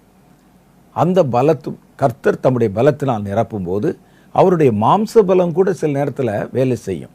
ஆனால் குழந்தைகளை கர்த்தர் நிரப்பும்போது அதில் 100% 100க்கு 100 அதிலே கர்த்தருடைய பலம், கர்த்தருடைய மகிமை, கர்த்தருடைய வல்லமை அவர்கள் மூலம் வெளிப்படுத்தப்படும். இது ஒன்று. ரெண்டாவது, கர்த்தர் தம்முடைய சத்துருவாகிய சாத்தானையும் அவனோடு கூட சேர்ந்த தூதர்களையும் அவமானப்படுத்தி அவர்களை ஒரு பொருட்டாகவே கருதவில்லை. உங்கூட சண்டை போடுறதுக்கு நான் வந்து நிற்கணுமா என்று சொல்லி அவனுக்கு அதை காண்பிப்பதற்காக பிள்ளைகள் போதும், என்னை விசுவாசிக்கிற என் கூட இருக்கிற குழந்தைகள் போதும், அவர்களை கொண்டு நான் உன்னை ஜெயித்து விடுவேன் என்று காண்பிக்க. அது சாத்தானுக்கு கர்த்தர் கொடுக்கிற உச்சபட்ச அவமானம் பொருந்தின ஒரு தண்டனை. ஒரு சின்ன பையனை விட்டு நீ போய் அவனை அட்றா அப்படின்னு சொன்னால் எப்படி இருக்கும்? நம்முடைய எதிரி பலமான ஆள் இப்போ கட்டப்பட்டு விட்டான், நம்ம ஒரு சின்ன குழந்தையை கூட்டு நீ அவனை போய் அடி அப்படின்னு சொன்னால், இந்த பெரிய ஆள் அடித்தா கூட அடி வாங்கினவனுக்கு அது ஒரு கௌரவமாக இருக்கும். ஆனால் குழந்தைகள் வந்து அடித்தா எப்படி இருக்கும்? அது அவமானமாக இருக்கும். அப்போ கடைசி காலத்தில் கர்த்தர் சாத்தானை நம்முடைய காலின் கீழ் நசுக்குவார் என்று வேதத்தில் எழுதப்பட்டிருக்கிறது. விசுவாசிகளை கொண்டு கர்த்தர் சாத்தானை நசுக்குவார். அதில் இன்னும் ஆழமாக நீங்கள் பார்த்தா, விசுவாசிக்கிற குழந்தைகள் இருக்கிறாங்கல்ல, அந்த குழந்தைகளை கொண்டு பழிகாரனை அடக்கி போடுவார். அது சாத்தானுக்கு கொடுக்கிற உச்சபட்ச அவமானம், உச்சபட்ச தண்டனை. அப்போ சாத்தான், இந்த வசனம் அவனுக்கும் நல்லா தெரியும். இந்த பழிகாரனை அடக்கி போட, பகைஞனை அடக்கி போட, கர்த்தரின் சத்துருக்களை அடக்கி போட கர்த்தர் குழந்தைகளின் வாயிலே பெலனை உண்டு பண்ண போகிறார். பாலகர்களுடைய வாயில பெலன் உண்டு பண்ண போகிறார். இவங்க வந்து பட்டயம் எடுத்து சண்டை போட போகிறதில்ல. வாயிலே பெலன் என்று சொன்னால், ஒன்று அவர்கள் வாயிலிருந்து புறப்படுகிற ஒரு துதியாக இருக்க முடியும், அல்லது ஜெபமாக இருக்க முடியும், அல்லது ஒரு தீர்க்க தரிசனமாக இருக்க முடியும். அவனை அடக்கி போடுகிற காரியங்கள் முழுசுமே வாய் சம்பந்தப்பட்டது. அப்படிதான் போட்டிருக்கு பாருங்க. நீங்கள் உங்களுடைய மார்க்கவசத்தை அணிந்து கொண்டு அப்படின்னு எபேசியரில் 6வது அதிகாரத்தில் சொல்லப்பட்டிருக்கு. அது வேற. இவர்களுக்கு கர்த்தர் கொடுக்கிற ஆயுதம் என்பது, இவர்கள் பழிகாரனை அடக்கி போட கர்த்தர் பயன்படுத்துகிற விதம் என்பது வாய் சம்பந்தப்பட்டது, நாவு சம்பந்தப்பட்டது. அப்போ இந்த குழந்தைகளை கடைசி காலத்தில் கர்த்தர் பிரத்யேகமாக பயன்படுத்த போகிறார். என்ன பார்க்குறீங்க? உங்கள் குழந்தைகளைத்தான் கர்த்தர் பயன்படுத்த போகிறார். கர்த்தரை விசுவாசிக்கிற தேவனுடைய பிள்ளைகள் நாமோ பல சமயங்கள் என்ன செய்கிறோன்னா, நாம் கர்த்தருக்கு பயன்படுத்தப்படுகிறோம். நம்முடைய பிள்ளைகள் உலகத்தில் ஸ்கூலுக்கு போகட்டும். பல நேரத்தில் நான் பார்த்துருக்கிறேன், ஒரு ஜெபம் நடக்கும், ஒரு உபவாச கூட்டம் நடக்கும். அதில் பெற்றோர்கள் ஜெபத்தில் கலந்து கொள்வார்கள். பிள்ளைகளை எங்கங்க அப்படின்னு கேட்டால், பிள்ளைகளுக்கு இன்றைக்கி ஸ்கூல் இருக்குது, அவங்கள ஸ்கூலுக்கு அனுப்பிட்டு சாப்பாடெல்லாம் டேபிள் எடுத்து வச்சுட்டு நாங்கள் ஜெபத்துக்கு வந்தோன்னு சொல்லுவாங்க. அதில் நம்ம என்ன நினைக்கிறோம் என்றால், கர்த்தர் நம்மைத்தான் பயன்படுத்த போகிறார். இவங்கெல்லாம் சின்ன பிள்ளைகள் தானே, இவங்களுக்கு என்ன தெரியும், இவர்கள் வளரும்போது பார்த்து கொள்ளலாம் என்று நினைக்கிறீங்க. அவர்கள் வளர்வதற்கு முன்னாலேயே கர்த்தர் அவர்களை பயன்படுத்த விரும்புகிறார். உங்களை விட பலமா உங்கள் பிள்ளைகளை பயன்படுத்த விரும்புகிறார். உங்களை விட அதிகமாக கர்த்தர் உங்கள் பிள்ளைகளை ஜெயிக்க வைக்க விரும்புகிறார். ஆகவே உங்கள் பிள்ளைகளை நீங்கள் அலட்சியம் பண்ணிவிடக்கூடாது. ஒரு ஜெபம் நடக்குதா, ஒரு உபவாசம் நடக்கிறதா, அதில் நீங்கள் கண்டிப்பாக உங்கள் பிள்ளைகளை கொண்டு பண்ணணும். நிறைய இடங்களில் நீங்கள் பார்த்தீங்கன்னா பிள்ளைகள் அலட்சியம் பண்ணப்படுகிறார்கள். சில கூட்டங்களை நான் பார்த்துருக்கிறேன், அந்த பிள்ளைகளெல்லாம் பின்னால் போய் உட்கார சொல்லுங்கள், பிள்ளைகளை தனியாக வெளியே கொண்டு போயிருங்க அப்படின்லாம் சொல்கிறத நம்ம பார்க்குறோம். டிஸ்டர்பன்ஸாக இருக்கும் அப்படிங்கிறதெல்லாம் நாமாய் நினைத்து கொண்டிருக்கிறோம். ஆனால் வேதம் நமக்கு என்ன சொல்லுது? நான் ஒரு வசனத்தை வாசிக்கிறேன் பாருங்கள், ரொம்ப ஆச்சரியமாக இருக்கும். யோவேலுடைய புஸ்தகம் 2வது அதிகாரம் 15வது வசனம். அதில் உபவாசித்து ஜெபிக்கிற காரியத்தை பற்றி பேசுகிறார். தேசத்திற்காக ஜெபிக்கிற விஷயம். நம்ம ப்ராக்டிக்கலாக என்ன செய்வோம் பாருங்களேன், தேசத்துக்கு ஜெபம் பண்ணுறோம். இன்றைக்கி நாங்கள் 12 மணி நேரம் ஜெபம் பண்ண போகிறோம், முழு இரவு ஜெபம் பண்ண போகிறோம். பிள்ளைகளுக்கு சாப்பாடு கொடுத்து அவங்கள தூங்க வச்சுட்டு, அல்லது முழு இரவு ஜெபத்தில் வந்தால் பின்னால் கொண்டு போய் அவங்களுக்கு ஒரு பெட்ஷீட்டை விரித்து ஒரு துண்டை விரித்து படுக்க வச்சுட்டு நம்ம வந்து ஜெபம் பண்ணுவோம். அல்லது பிள்ளைகளுக்கு ஸ்கூல் இருந்தால் ஸ்கூலுக்கு அனுப்பி வச்சுட்டு, அம்மா போயிட்டு நான் சாயந்தரம் வீட்டுக்கு வந்துடுவேன், 4 மணிக்கு வந்துடுவேன், நீ சமத்தா ஸ்கூல்லேருந்து வந்து உனக்கு டிஃபன் எடுத்து வச்சுருக்கேன், சாப்பிட்டு இருக்கேன்னு சொல்லி பிள்ளைகளை ஒதுக்குகிறதை பார்க்குறோம். சபைகளில் கூட அப்படி செய்கிறாங்க, ஊழியர்கள் கூட அப்படி செய்கிறாங்க. குழந்தைகளை பின்னால் போய் உட்காரு, உங்களுக்கு இதெல்லாம் அர்த்தமாகாது, புரியாது, தனியாக அவங்கள கொண்டு போய் அவங்களுக்கு கைதட்ட வந்து நடனமாட பாட்டு பாட சொல்லி கொடுங்கன்னு அனுப்புகிறாங்க. ஆனால் வேதம் என்ன சொல்லி தெரியுமா? நான் வாசிக்கிறேன் பாருங்கள், ஆச்சரியமாக இருக்கும். இந்த வசனத்தை நீங்கள் படிச்சிருக்கீங்களான்னு தெரியல, படித்தாலும் கவனிச்சிருக்கீங்களான்னு தெரியல. சொல்கிறேன் பாருங்கள், யோவேல் 2வது அதிகாரம் 15வது வசனம். சீயோனிலே எக்காளம் ஊதுங்கள். இது தேசத்துக்கு பண்ண வேண்டிய ஜெபத்தை பற்றி சொல்கிறார். சீயோனிலே எக்காளம் ஊதுங்கள், பரிசுத்த உபவாச நாளை நியமியுங்கள், விசேஷித்த ஆசரிப்பை கூறுங்கள், ஜனத்தை கூட்டுங்கள். ஏன்னா தேசத்துக்கு ஜெபம் பண்ண ஜனத்தை கூட்டுங்கள். அடுத்து பாருங்க, சபையை சுத்திகரியுங்கள், பரிசுத்தப்படுத்துங்கள், முதியோரை சேருங்கள். வயசானவங்க உங்களால் ரொம்ப நேரம் உட்கார முடியாது, நீங்கள் வந்து சாப்பிட்டுட்டு படுங்கன்னு சொல்லி வீட்டில் வயசானவங்களை விட்டுட்டு கதவு பூட்டிட்டு வராதீங்க. முதியோரை சேருங்கள், பிள்ளைகளையும் பால் உண்கிற குழந்தைகளையும் கூட்டுங்கள். மணவாளன் தன்னுடைய அறையையும் மணவாட்டி தன்னுடைய மறைவையும் விட்டு புறப்படுவார்களாக. இதில் விசேஷமாக கவனிக்க வேண்டியது, பிள்ளைகளை கூட்டுங்கள். தேசத்துக்கு பண்ணுற ஜெபத்தில் எந்த பிள்ளைகள்? ஸ்கூலுக்கு போகிற பிள்ளை மாத்திரம் இல்லை, பால் உண்கிற குழந்தைகளை கூட கூட்டுங்க உபவாசத்தில்.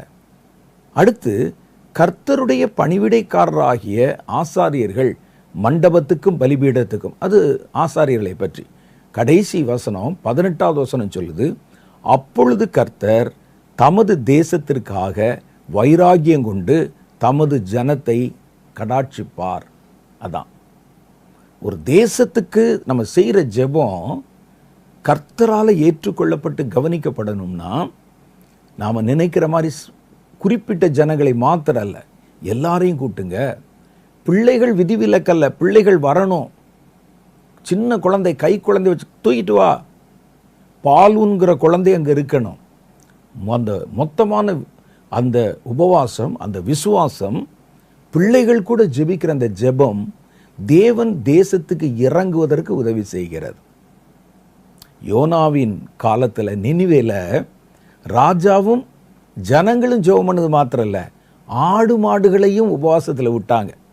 ஆடு மாடுகளின் சத்தம் தேசம் முழுசும் கேட்டுச்சு.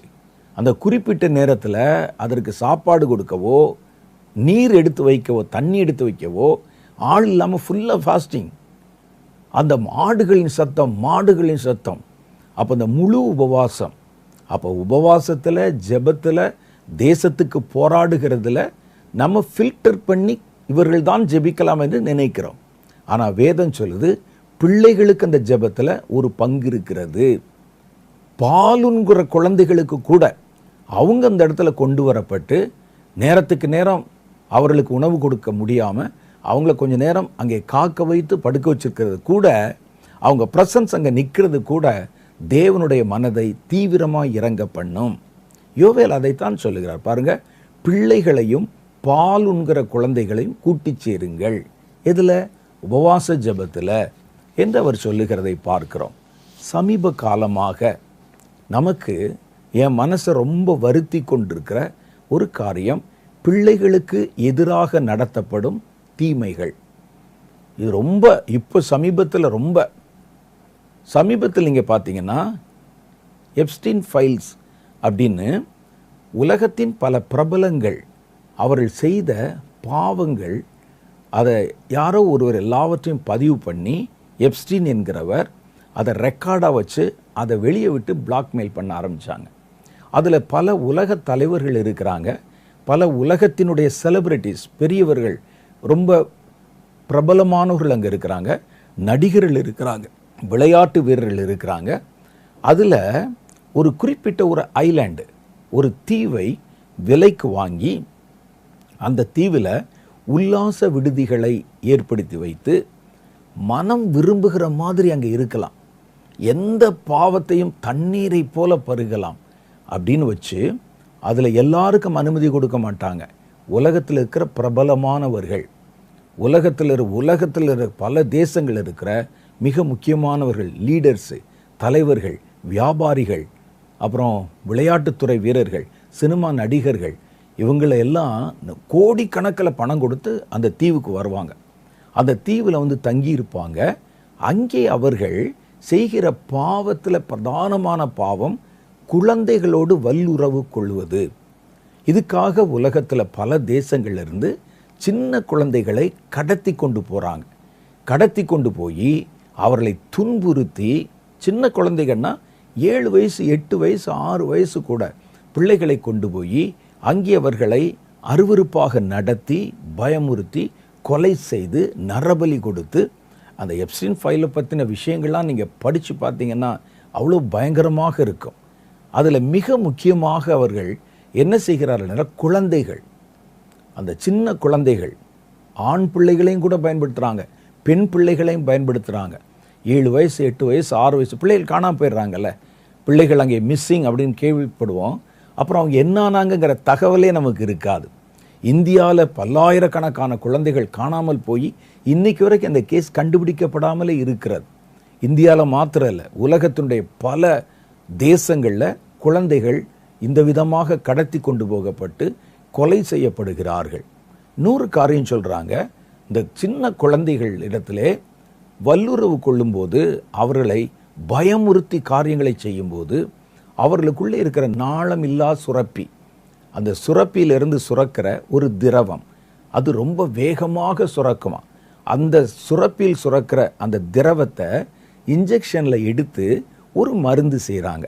அந்த மருந்து ஒரு சின்ன ஒரு 5 மில்லிகிராம் மருந்தினுடைய விலை பல கோடிகளை தாண்டும் என்று சொல்கிறாங்க. எதற்கு இந்த மருந்துன்னு கேட்டால், இந்த உலகத்தில் இருக்கிற பெரிய பிரபலஸ்தர்கள் இருக்காங்கள்ல, அவர்கள் வயதாகாமல் வயசானா கூட வாலிப முறுக்கோட, இளமையோட, பலத்தோட அவர்கள் இருப்பாங்க. இந்த இன்ஜெக்ஷனை போட்டால் அவருக்கு சர்வசாதாரணமாக 80 வயசு இருக்கும், 85 வயசு இருக்கும். உடம்புல பார்த்தீங்கன்னா சுருக்கமே இருக்காது. அவர் அப்படியே இப்போ தான் புதுசாக பிறந்து வந்த ஆள் மாதிரி இருப்பார், பலவான் மாதிரி இருப்பார். இதுக்கெல்லாம் என்ன காரணம்னா, இதற்கு ஒரு இன்ஜெக்ஷன் தயார் பண்ணுறாங்க. இது நான் சொல்வது எதுவுமே கற்பனையான காரியம் அல்ல, ப்ரூஃப் பண்ணப்பட்ட காரியங்கள். இதற்கு பிள்ளைகளை கடத்திட்டு போகிறாங்க. இந்தியாவில் இப்போ சமீபமாக நம்ம கேள்விப்படுற செய்திகள், 3 வயது குழந்தைய அவர்கள் வல்லுறவுக்கு பயன்படுத்தி குழந்தைய முள் புதரில் வீசிட்டு போனாங்க. எங்கேயோ நார்த்தில் இல்லை, நம்ம சென்னை பக்கத்தில் நம்ம தமிழ்நாட்டில் நடந்த ஒரு காரியம். குழந்தைகள் மரிப்பதும் காணாமல் போவதும் கொலை செய்யப்படுவதும் நமக்கு கற்பனையே பண்ண முடியாத ஒரு காரியம். ஒரு 3 வயது குழந்தைய பார்த்தா எப்படி ஒரு மனிதனுக்கு வேறு விதமான அசுத்தமான உணர்வுகளும் சிந்தனை எப்படி வரும்? ஒரு குழந்தையை பார்த்தா எப்படி இந்த மனசில் அந்த மாதிரி எண்ணம் வரும்? இதெல்லாம் சாத்தானுடைய ஒரு தந்திரம். மிருகத்தனமான மனிதர்கள் இன்னைக்கு வீதியிலே நடமாட ஆரம்பிச்சிருக்கிறாங்க. பிள்ளைகளுக்கு பாதுகாப்பில்லாத ஒரு சூழ்நிலையை உருவாக்கி கொடுத்துருக்கிறாங்க. பிள்ளைகள் வஞ்சிக்கப்படுகிறார்கள். நீங்கள் நல்லா இந்த குழந்தைகள் மேல் நடத்தப்படும் இவ்விதமான கொடுமைகள், வன்கொடுமைகளை மாத்திரம் நீங்கள் சர்ச் பண்ணி பார்த்தீங்கன்னா கோடிக்கணக்கில் இருக்குது. நிறையா இருக்கிறாங்க. பிள்ளைகளை காணாமல் போயிடுறாங்க, பல பேர் கண்டுபிடிக்கப்படுறாங்க, பல பேர் கொலை செய்யப்பட்டு விடுகிறார்கள், எப்படியோ அவர்கள் அழிக்கப்பட்டு விடுகிறார்கள். இது ஏன் இப்போ சமீபத்தில் நடக்குது? இதற்கு நம்ம வாசித்த வசனத்துக்கும் என்ன சம்பந்தம்? என்ன சம்பந்தம்னு கேட்டால், ஏன் இப்போ சமீபத்தில் நடக்குதுன்னா, இந்த காலத்தில் தான் கர்த்தர் பிள்ளைகளை எழுப்பி பயன்படுத்த போகிறார். அதுக்கு முன்னாலேலாம் இவ்வளவு கிடையாது. ஆனால் இப்போ குறிப்பாக குழந்தைகள் மேலே நடத்தப்படுகிற இந்த தாக்குதல், இது உலகம் முழுவதிலும் பெருகி கொண்டு வருகிறத பார்க்குறோம். சமீபமாக தான். ஏன் அப்படின்னு சொன்னால், இந்த காலகட்டங்களில் தான் கர்த்தர் தம்முடைய பிள்ளைகளுக்கு வைத்திருக்கிற வாக்குத்தத்தமான இந்த அதிகாரத்தில் அவங்கள பயன்படுத்த போகிறார். சாத்தான் எப்போவுமே என்ன செய்வான்னா, ஒரு மனிதனை கர்த்தர் எப்போ பயன்படுத்த போகிறார் அப்படின்னு தெரிஞ்சிருச்சுன்னா, துவக்கத்திலேயே அவர்களை அழித்து விட முயற்சி பண்ணுவான், அல்லது அவர்களை அடிமைப்படுத்த முயற்சி பண்ணுவான். இதை வேதத்தில் நம்ம கவனித்து பார்க்குறோம். 400 வருடங்கள் எகிப்தில் இஸ்ரவேலர்கள் அடிமைகளாக இருந்தாங்க. அப்போதெல்லாம் சாத்தான் அல்லது அந்த ராஜா குழந்தைகளை கொல்லும்படிக்கு கட்டளை கொடுக்கவே இல்லை. சரியா மோசே பிறக்கிற காலத்தில் ஒரு கட்டளை பிறப்பிக்கப்பட்டது. அந்த கட்டளை என்ன சொல்லுது? இஸ்ரவேல் குடும்பங்களில் பிறக்கிற ஆண் குழந்தைகள் எல்லாம் கொல்லப்படணும். ஏன்னா கர்த்தர் ஆபிரகாமிடத்தில் ஏற்கனவே சொல்லி, உன் சந்ததியை நான் எகிப்திலே கொண்டு போய் 400 வருடங்கள் அவர்கள் அடிமைத்தனத்தில் இருப்பாங்க. அப்போ சாத்தான் உட்கார்ந்து கணக்கு போட்டு பார்க்குறான். இஸ்ரவேலர்களை எகிப்து கொண்டு போயாச்சு, ஆனால் அவர்கள் இன்னும் அடிமையாகலை. யோசேப்பு அங்கே ராஜாவுக்கு அடுத்த ஸ்தானத்தில் இருக்கிறதுனால அவர்கள் பல வருடங்கள் நிம்மதியான ஆட்சி பண்ணாங்க. அது எவ்வளவு காலம்? அதுக்கப்புறம் யோசேப்பை அறியாத ராஜாக்கள் வந்தபோது இவர்கள் அடிமைப்பட்டாங்க. அதில் இருந்து தான் நம்ம கணக்கு போட்டு பார்க்கணும். நீங்கள் மொத்தமாக கணக்கு போட்டு பார்த்தா இஸ்ரவேலர்கள் 440 வருஷம் உள்ளே இருந்திருக்கிறாங்க. அதில் 400 வருடங்கள் அடிமைத்தனம் என்று எழுதியிருக்கே. இதெல்லாம் கணக்கு பண்ணி பார்த்து இந்த அடிமைத்தனத்திலிருந்து ஜனங்களை விடுவிக்க கர்த்தர் ஒரு மனிதனை கண்டிப்பாய் பயன்படுத்துவார். அவனை பூர்ணமான தன்னுடைய பலத்தினால் நிரப்பி அவனை உபயோகம் பண்ணுவார். அப்போ எந்த காலத்தில் அந்த மனிதன் பூமியில் பிறக்கணும் அப்படிங்கிறதெல்லாம் அவன் கணக்கு போட்டு அவன் யோசித்து வச்சு கரெக்டாக மோசே பிறக்கிற காலத்தை கண்டுபிடித்து, யாருன்னு தெரியாதவனுக்கு ஒட்டு மொத்தமாக பிள்ளைகளெல்லாம் அழிச்சிரு, குழந்தைகளை அழித்து விடு, இதில் தானே ஒருத்தன் பிறக்கணும், இந்த காலத்தில் தானே பிறக்கணும், என்னுடைய கால்குலேஷன் தப்பாகாது, அப்போ இந்த காலமாக தான் இருக்கணும் என்று மோசே பிறந்த காலத்தில் மாத்திரம்தான் பிள்ளைகள், எல்லா ஆண் பிள்ளைகள் கொலை செய்யப்பட்டார்கள். நீங்கள் நல்லா யோசிச்சு பார்த்தீங்கன்னா லாஜிக்கு எதிராகவே. ஏன்னா இஸ்ரேலர்கள் அடிமைகளாக இருந்தார்கள். இஸ்ரேல் குடும்பங்களில் ஆண் குழந்தைகள் பிறந்தாதான் ராஜாவுக்கும் ராஜ்யத்திற்கும் லாபம். கல் எடுப்பான், மண் எடுப்பான், சுமப்பான், கட்டடம் கட்டுவான், பலமான வேலைகளை செய்வான். கூலி இல்லாமல், சம்பளம் இல்லாமல் இவர்களை வேலைக்காரர்களாக வைத்துக்கொள்ள முடியும். அப்போ ஆண் குழந்தைகளை கொன்றால் அது தேசத்துக்கு ஒரு நஷ்டம்தான். அது பார்வோனுக்கு தெரியாமல் இருக்குமா? ஆனால் அவனை இருதயத்தை நிரப்பி ஏவி சாத்தான் குழந்தைகளை கொல்லும்படிக்கு ஒரு சட்டத்தையே போட சொன்னான். அந்த சட்டம் மோசேக்கு முன்னாலே இருக்கவில்லை. ஏனென்றால் மோசேயுடைய சகோதரன் ஆரோன் பிறந்த போது அந்த சட்டம் இல்லை. மோசேக்கு பின்னால் இருக்கவில்லை. மோசேக்கு பின்னால் இருந்தால் மோசேக்கு பின்னால் ஒரு சந்ததி, ஒரு தலைமுறை ஆண்களே இல்லாமல் போயிருப்பாங்க. மோசேக்கு பிறகு அந்த சட்டம் இல்லை. ஏன்னா யோசுவா அதற்கு பிறகுதான் அந்த இஸ்ரேல் குடும்பங்களில் ஒரு ஆண்மகனாக அவர் பிறக்கிறார். அப்போ அந்த சட்டம் எப்போ இருந்துச்சுன்னு கேட்டால் சரியாக மோசே பிறக்கிற காலத்தில் தான் இருந்தது. எப்படியாவது இதில் இந்த ஆளை கொன்றணும், அவன் யாருன்னு தெரியாது, எந்த குடும்பத்தில் பிறப்பாருன்னு தெரியாது, ஒட்டு மொத்தமாக அழிச்சிடணும் அப்படின்னு உள்ளே இறங்கி அழித்தான். அதே போல் இயேசு கிறிஸ்து பிறந்த போது சாஸ்திரிகள் கணக்கு போட்டு பார்த்தாங்க. தீர்க்கதரிசிகள் எல்லாம் பேசியிருக்காங்களே, ஒரு இரட்சகர் பிறப்பார் உலகத்தில்னு பேசியிருக்கிறாங்க. ஏசையா, எரேமியா, எசேக்கியேல் முதற்கொண்டு ஆபிரகாம் முதல் கொண்டு இயேசுனுடைய பிறப்பை பற்றி பேசாத ஆளே கிடையாது. கடவுள் மனிதனாக அவதரித்து உலகத்தை மீட்க இரட்சகராக பிறப்பார்னு சொல்லியிருக்கு. எப்போ நமக்கு தெரியாது. சாதாரணமாக அந்த தீர்க்க தரிசனங்களை வாசிக்கிறவங்களுக்கு தெரியாது. ஆனால் கிழக்கில் இருக்கிற சாஸ்திரிகள் பல காரியங்களை போட்டு கணக்கு போட்டு பார்த்து கரெக்டாக கண்டுபிடிச்சிட்டான். இந்த காலத்தில் தான் யூதருக்கு ராஜாவாக உலகத்துக்கு இரட்சகராக பிறக்கிறவர் வரப்போகிறார். அப்போ அவங்களே கால்குலேட் பண்ணாங்கன்னா சாத்தான் எவ்வளோ கணக்கு போடுவான் யோசிச்சு பாருங்க. சாத்தான் அதே மாதிரி காலங்களை கணக்கு போட்டு பார்த்து இந்த காலத்தில் தான் உலகத்தை மீட்கிற இரட்சகர் பூமிக்கு வரணும். அது தெரிந்த போது கரெக்டாக அதே நேரத்தில் ஏரோதுவின் மூலம் ஒரு சட்டத்தை நடைமுறை கொண்டு வந்தான். 2 வயதுக்குட்பட்ட ஆண் குழந்தைகள், ஒருவேளை முன்ன பின்ன பிறந்திருந்தாலும் 2 வயசுக்குட்பட்ட ஆண் குழந்தைகள் எல்லோரும் கொல்லப்பட வேண்டும். இந்த சட்டம் முன்னாலேயும் இல்லை பின்னாலேயும் இல்லை.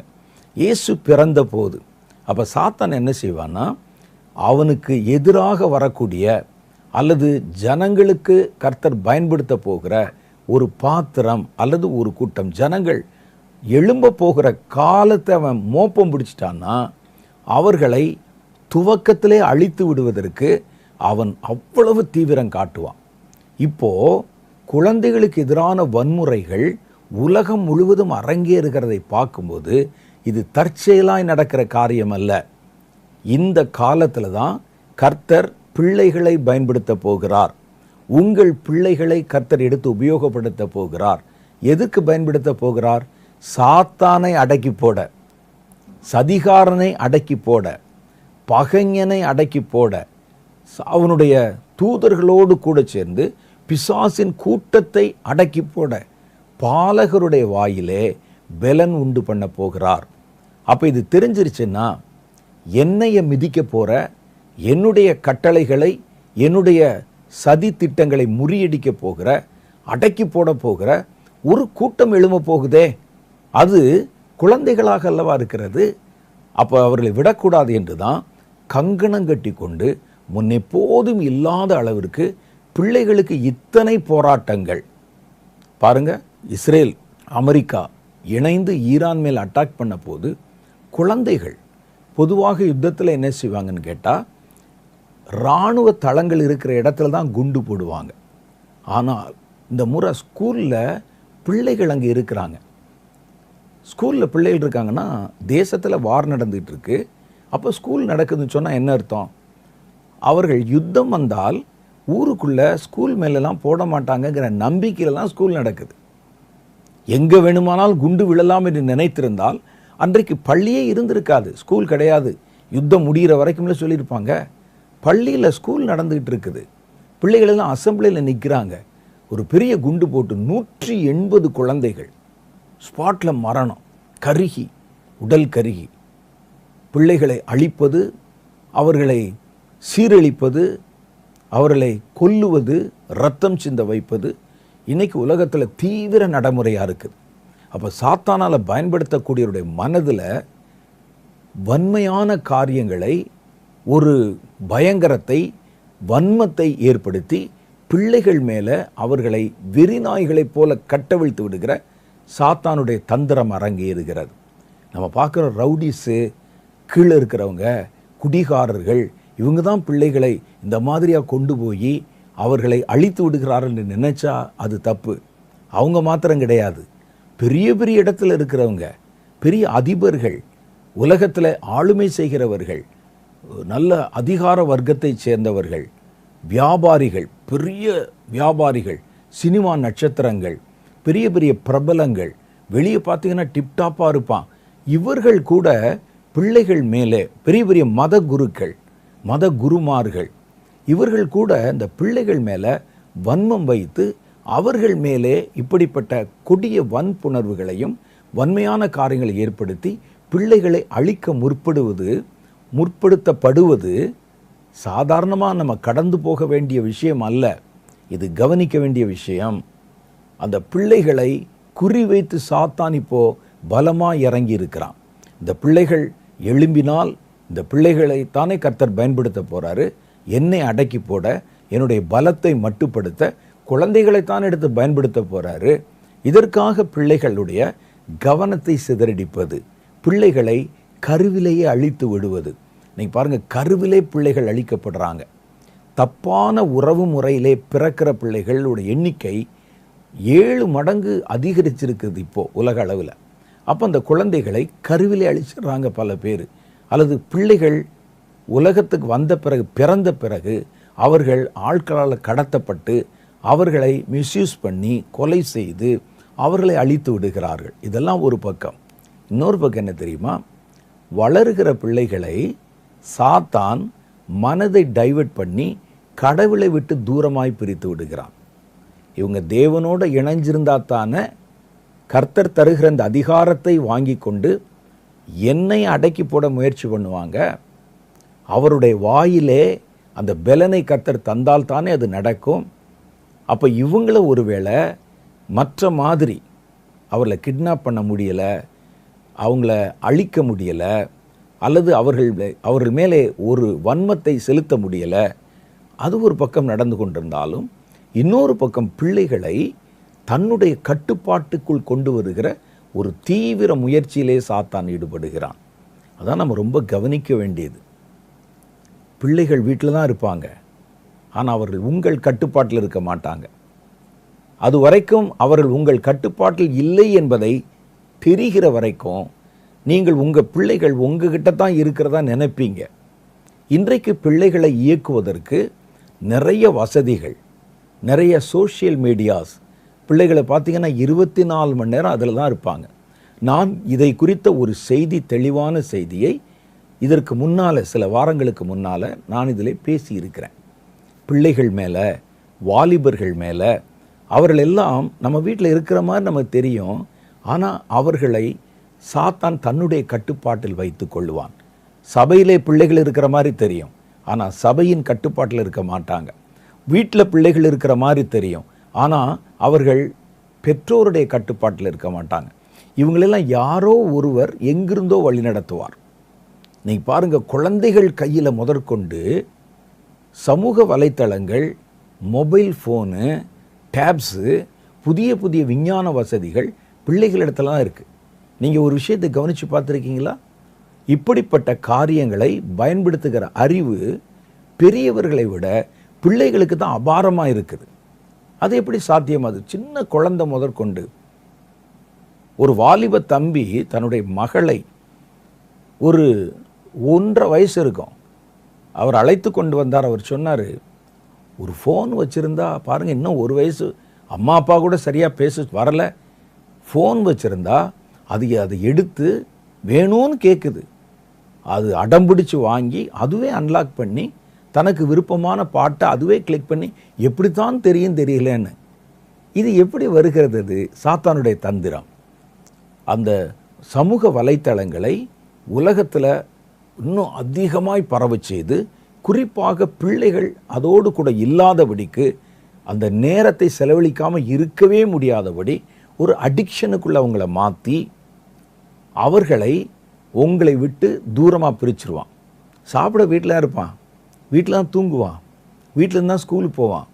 ஆனால் அவன் உங்கள் கட்டுப்பாட்டில் இல்லை என்பதை நீங்கள் உணர்கிற வரைக்கும் நீங்கள் அதை நம்பிக்கொண்டிருப்பீர்கள். இது ஏன் பிள்ளை, இது என் மகன்.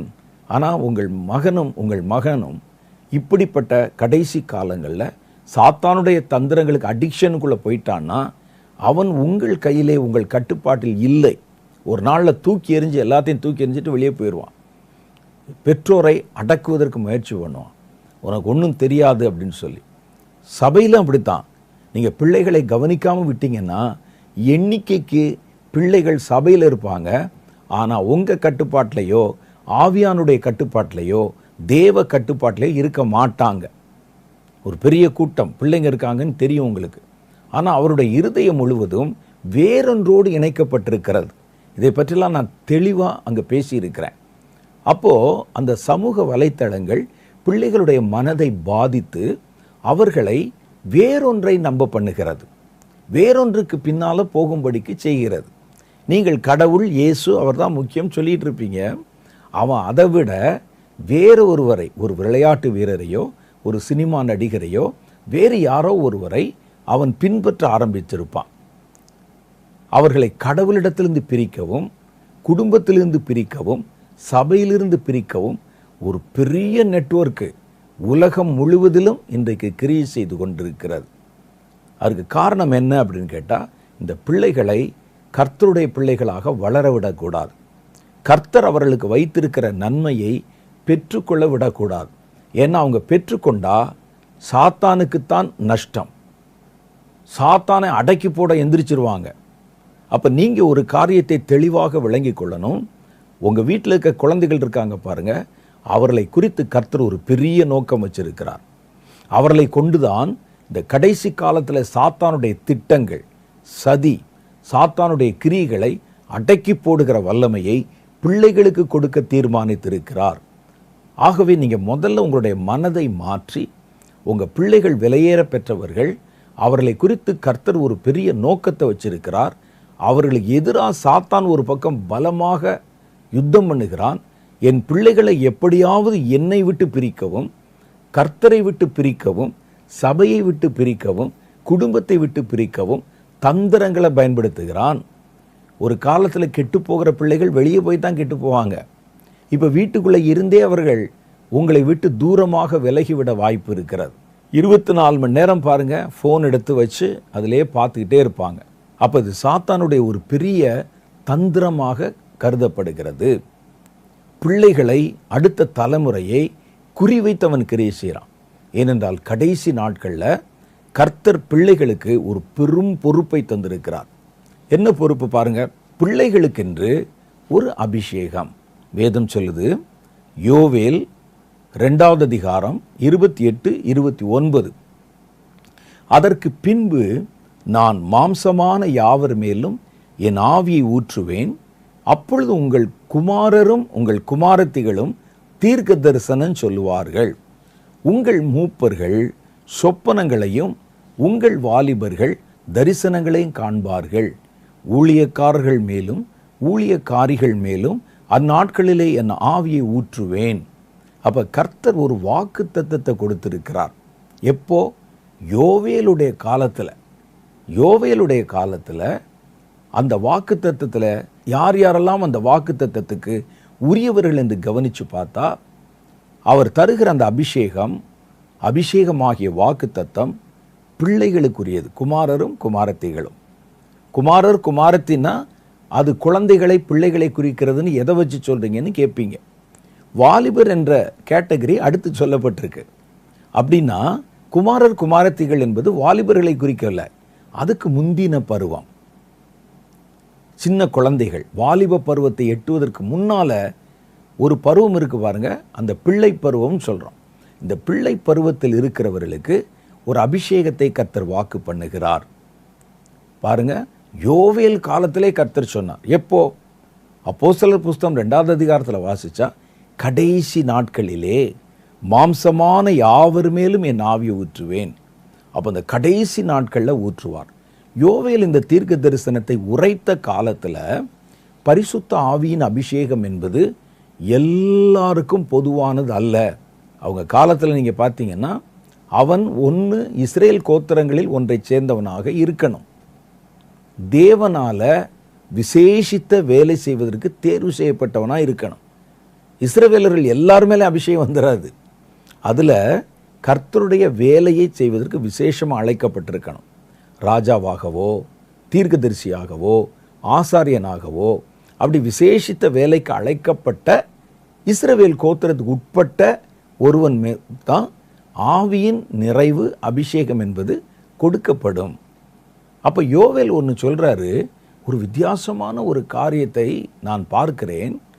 கடைசி நாட்களில் மாம்சமான யாவர் மேலும், அப்படின்னா அவன் யூதனாக இருக்கணும்னு அவசியம் இல்லை, கிரேக்கனாக இருக்கணும்னு அவசியம் இல்லை, அவன் விசேஷித்த காரியத்திற்கு அழைக்கப்பட்ட இஸ்ரவேலனாக இருக்க வேண்டும் என்றும் அவசியம் இல்லை. அவன் எந்த இனத்தை, நிறத்தை, மொழியை சேர்ந்தவனாக இருந்தாலும் அவர்களுக்கெல்லாம் ஒரு வாக்குத்தத்தமான அபிஷேகத்தை வைக்க போகிறார். இந்த தீர்க்கதரிசனத்துடைய அர்த்தம் புரிஞ்சிருந்தா அந்த நாட்கள் இருக்கிற ஆசாரியர்கள் நிச்சயமாக யோவேலை எதிர்த்திருப்பார்கள். அது எப்படியா சாத்தியம்? கர்த்தருடைய அபிஷேகம் எப்படி எல்லாருக்கும் எப்படி கிடைக்கும்? இஸ்ரவேலை தாண்டி எப்படி கிடைக்கும் அப்படின்னு. இயேசுவின் காலத்தில், சீஷர்கள் ஊழியத்துக்கு வந்த காலத்தில் கூட பரிசுத்த ஆவியின் அபிஷேகம் புறஜாதிகளுக்கு உரியது என்பதை அவர்களாலே நம்ப முடியல. அவர்கள் போய் புறஜாதிகளுக்கு சுவிசேஷம் அறிவித்த போது, கொர்நேலியின் வீட்டில் போயிருந்த போது இஸ்ரவேலர்கள் மேலே தான் இறங்கும் என்று நினைத்து கொண்டிருந்தார்கள். அந்த அபிஷேகம் அவர்கள் மேலே இறங்கிச்சு. அவங்க ஆச்சரியப்பட்டாங்க. நம் மேலே கர்த்தருடைய ஆவியானவர் எப்படி இறங்கினாரோ அதே போல புறஜாதிகள் மேலும் இறங்குகிறாரே. அப்போ இவங்க காலத்திலேயே அதை ஏற்றுக்கொள்ள முடியலன்னா யோவேல் காலத்தில் எப்படி இருந்திருக்கும்? யோவேல் சொல்றாரு, இந்த அபிஷேகத்தை எல்லாருக்கும் சொந்தமாக்க போகிறார். சரி, அதுலேயும் இன்னும் டீப்பாக என்ன சொல்றாருன்னா, பிள்ளைகள் இருக்கு பாருங்க, குழந்தைகளை அபிஷேகம் பண்ண போறார். யோவேல் காலத்தில் இந்த வார்த்தைகள் அங்கே இருக்கிற ஆசாரியர்களுக்கும் மற்றவர்களுக்கும் விளங்கி இருந்தால் அவங்க கண்டிப்பாக கண்டனம் தெரிவிச்சிருப்பாங்க. மற்றவர்கள் மேலே, நம்ம தேசத்தை தாண்டி, இஸ்ரேல் கோத்திரங்களை தாண்டி மற்றவர்கள் மேலே அபிஷேகம் இறங்கும் என்பதே நாங்கள் அதை நம்பவில்லை. நீ அதை தாண்டி குழந்தைகள் மேலே வேற இறங்கும் சொல்றியே, பிள்ளைகளுக்கு என்னையா தெரியும், அவங்க மேலே எப்படி அந்த அபிஷேகம் இறங்கும் என்று அவர்கள் சண்டைக்கு வந்திருப்பாங்க. ஆனால் கர்த்தர் சொல்றாரு, அவர் மனதில் ஒரு பெரிய ஒரு திட்டம், ஒரு நோக்கம் இருக்கிறது. கடைசி நாள் வரும் பொழுது, அதாவது நீங்களும் நானும் வாழ்கிற இந்த காலம் வரும் பொழுது, ஒரு காலத்திலே மறைக்கப்பட்டு பெரிய வேலைகளை செய்கிற இஸ்ரவேல் கோத்திரத்தாருக்கு மாத்திரம் பிரத்யேகப்படுத்தப்பட்டிருந்த ஆவியின் அபிஷேகம் இன்னைக்கு புறஜாதிகளுக்குள்ளும் வரப்போகிறது, பிள்ளைகள் மேலே வரப்போகுது. பார்த்தீங்களா? அது ஆச்சரியம்.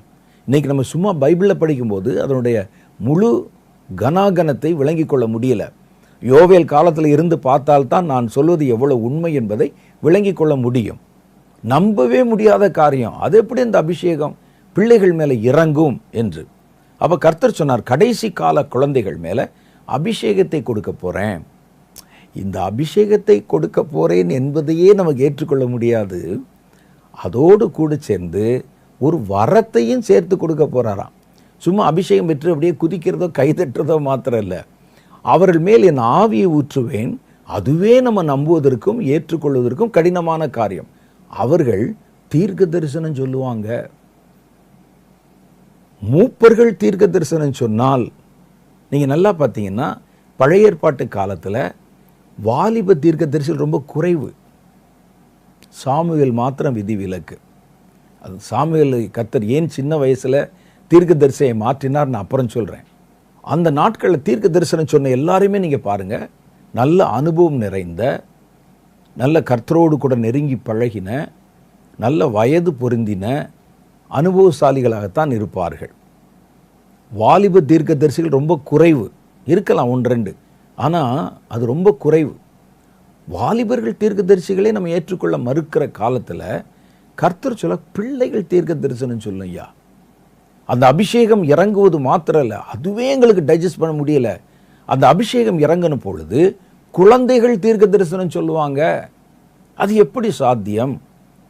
கர்த்தர் அவர்களுக்கு ஒரு வரத்தை வைத்திருக்கிறார். வரத்தோடு கூடிய ஒரு அபிஷேகம் பிள்ளைகளுக்கு. அவர்கள் என்ன செய்வாங்களாம்?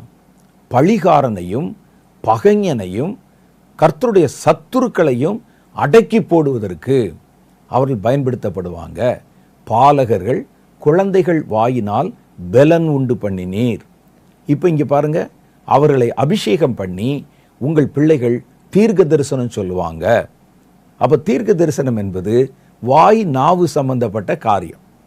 ஏசையாவை கர்த்தர் தீர்க்கதரிசியாக மாற்றி அழைத்த போது அவர் பரலோகத்தில் இருக்கிற பலிபீடத்துக்கு முன்னால் வந்து நிற்கிறார் ஏசையா. அப்பொழுது ஒரு தேவதூதன் பறந்து வந்து பலிபீடத்தில் இருக்கிற நெருப்பு துண்டத்தை ஒரு குறட்டினால எடுத்து அவருடைய உதட்டை தொட்டான். அப்பொழுது அவர் அலறினார், அசுத்த உதடுகளுள்ள மனிதன், நான் அதமானேன் என்று சொல்லி தீர்க்கதரிசியுடைய நாவை கர்த்தர் விசேஷித்து அபிஷேகம் பண்ணினான். உன் நாவு விரைவாய் எழுதுகிறனுடைய எழுத்தாணி என்றார். அப்போ அது நாக்கு சம்பந்தப்பட்ட விஷயம், வாய் சம்பந்தப்பட்ட விஷயம். இப்போ நீங்கள் இந்த வசனத்தை அந்த வசனத்தை சேர்த்து பாருங்க. பழிகாரனையும் பகைஞனையும் அடக்கி போட கர்த்தர் தம்முடைய சத்துருக்களின் நிமித்தம் பாலகர்கள் குழந்தைகள் வாயிலே பலன் உண்டாக்கினார். அப்படின்னா கர்த்தர் அவருடைய வாயிலே தீர்க்க தரிசன வார்த்தைகளை வைத்தார். என்ன தீர்க்க தரிசனம்? அந்த வசனத்திலேயே அதற்கு விடை இருக்கிறது. பழிகாரனை அடக்கி போடுகிற தீர்க்க தரிசனம், சாத்தானை அடக்கி போடுகிற தீர்க்க தரிசனம். தீர்க்க தரிசனம் சொன்ன உடனே நம்ம நினைக்கிற மாதிரி ஒரு தகப்பனுக்கோ தாய்க்கோ பக்கத்தில் இருக்கவங்களுக்கோ குறி சொல்கிற மாதிரி சொல்கிறது இல்லை. சில பிள்ளைகள் தீர்க்க தரிசனம் சொல்கிறாங்கன்னு சொல்லி கூட்டு வந்ததை பார்த்துருக்கிறேன். என்ன சொல்கிறாங்க அப்படின்னு கேட்டால் அவங்க சொல்லுவாங்க, இன்னைக்கு காலையில் எந்திரிச்சோன்னே சொல்லிடுவான் என் பையன், இன்றைக்கி அப்பா வந்து வீட்டுக்கு வரும்போது என்னென்ன வாங்கிட்டு வரணும் அப்படின்னு கர்த்தர் கட்டளை இடுகிறார் அப்படின்னு சொல்கிறான். அப்படியே கர்த்தர் அவனுக்கு காமிக்கிறாராம் பிரதர். அது இல்லை, உங்கள் பிள்ளைகளின் வாயிலே கர்த்தர் வைக்கிற அந்த வார்த்தை, அந்த தீர்க்க தரிசனம் என்பது பழிகாரனையும் பகைஞனையும் கர்த்தருடைய சத்துருவையும் அடக்கி போடுகிற தீர்க்க தரிசனம். அதான் அங்கே சொல்லப்பட்டிருக்கு, பாலகருடைய வாயிலே பலன் உண்டாக்கினேன். இங்கே பாருங்க, உங்கள் குமாரர்களும் குமாரத்திகளும் தீர்க்க தரிசனம் உரைப்பார்கள். ரெண்டையும் கலந்து பாருங்க. உங்கள் குமாரர்களும் குமாரத்திகளும் கடைசி காலத்திலே உரைக்க போகிற தீர்க்க தரிசனங்கள் பழிகாரனையும் பகைஞனையும் அடக்கி போடுகிற தீர்க்க தரிசனங்கள்.